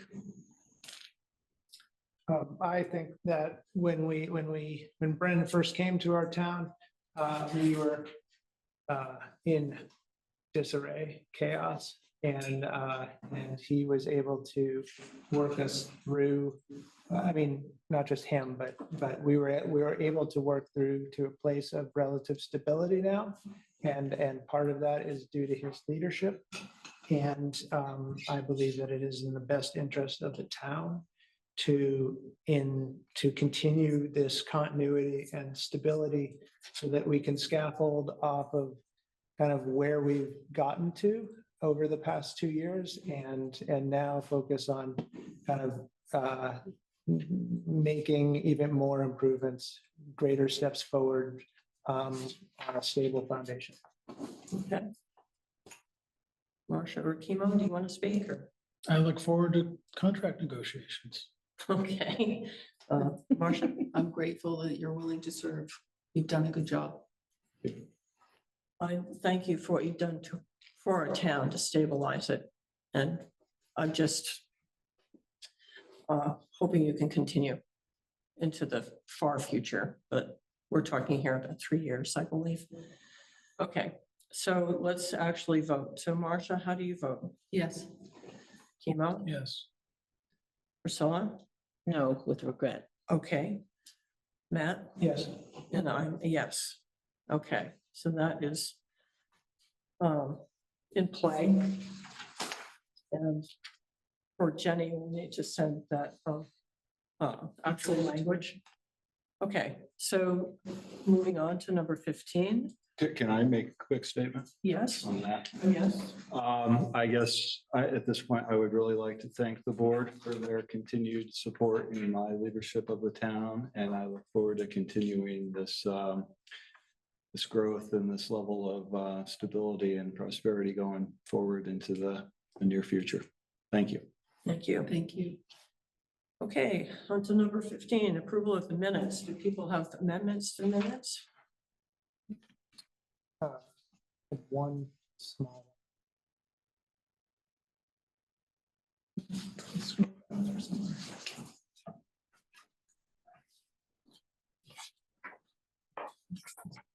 Page 112.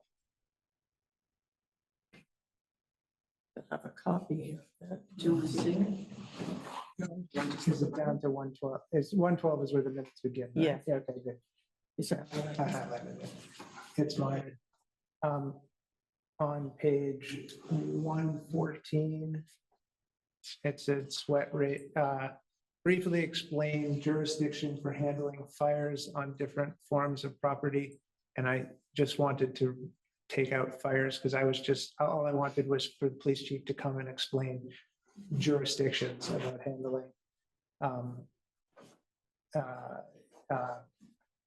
encampments on different forms of property. Not to Oh, do not with fires, but Yeah, it encampments. didn't have to do with Just fires. general It was, yes, jurisdictions. exactly.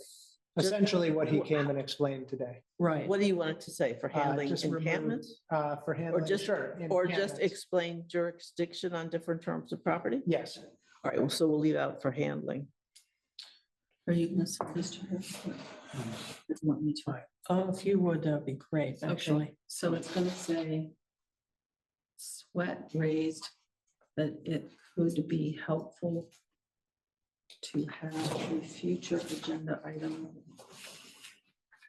Police chief to briefly explain jurisdiction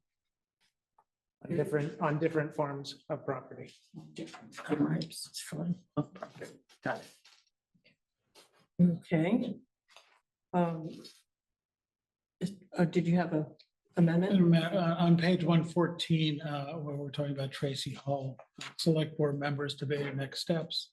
I'd like it noted in there that I recommend that an advisory committee be formed.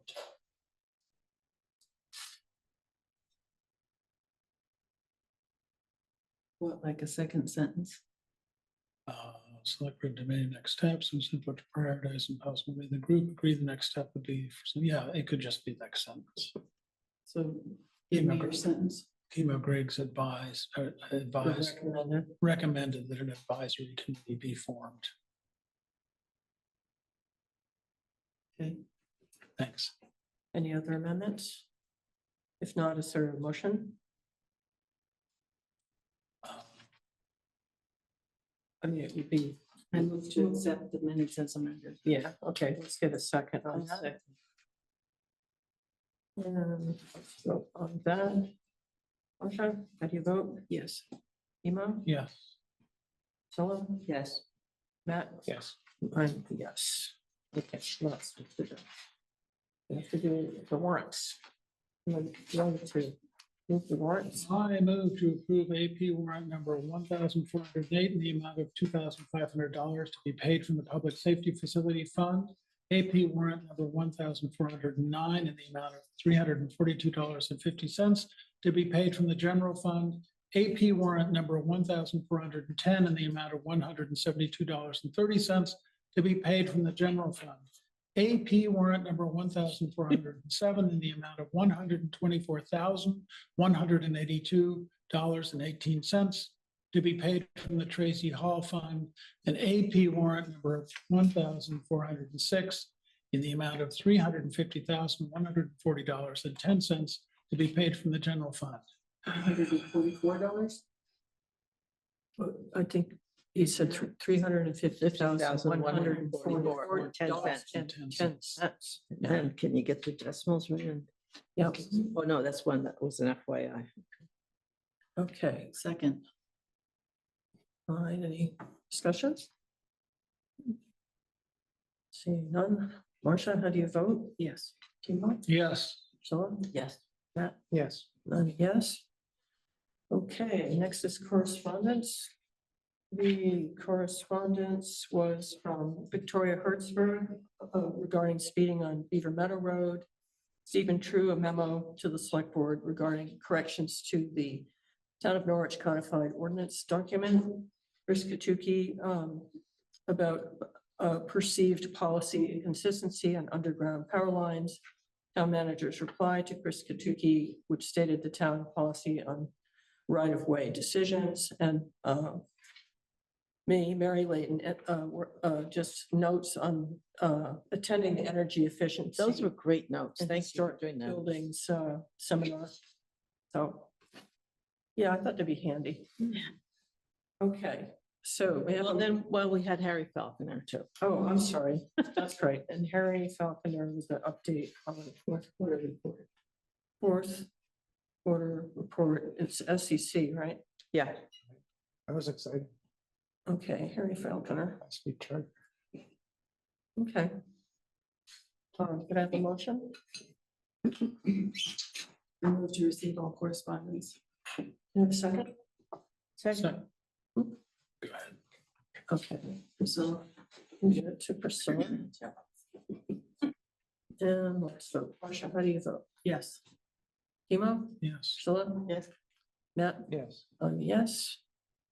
Okay, we have a motion to adjourn. I move to adjourn the meeting. Is there a second? Second. Okay, let's vote. Marcia? Yes. Emo? Yeah. Priscilla? Yes. Yes.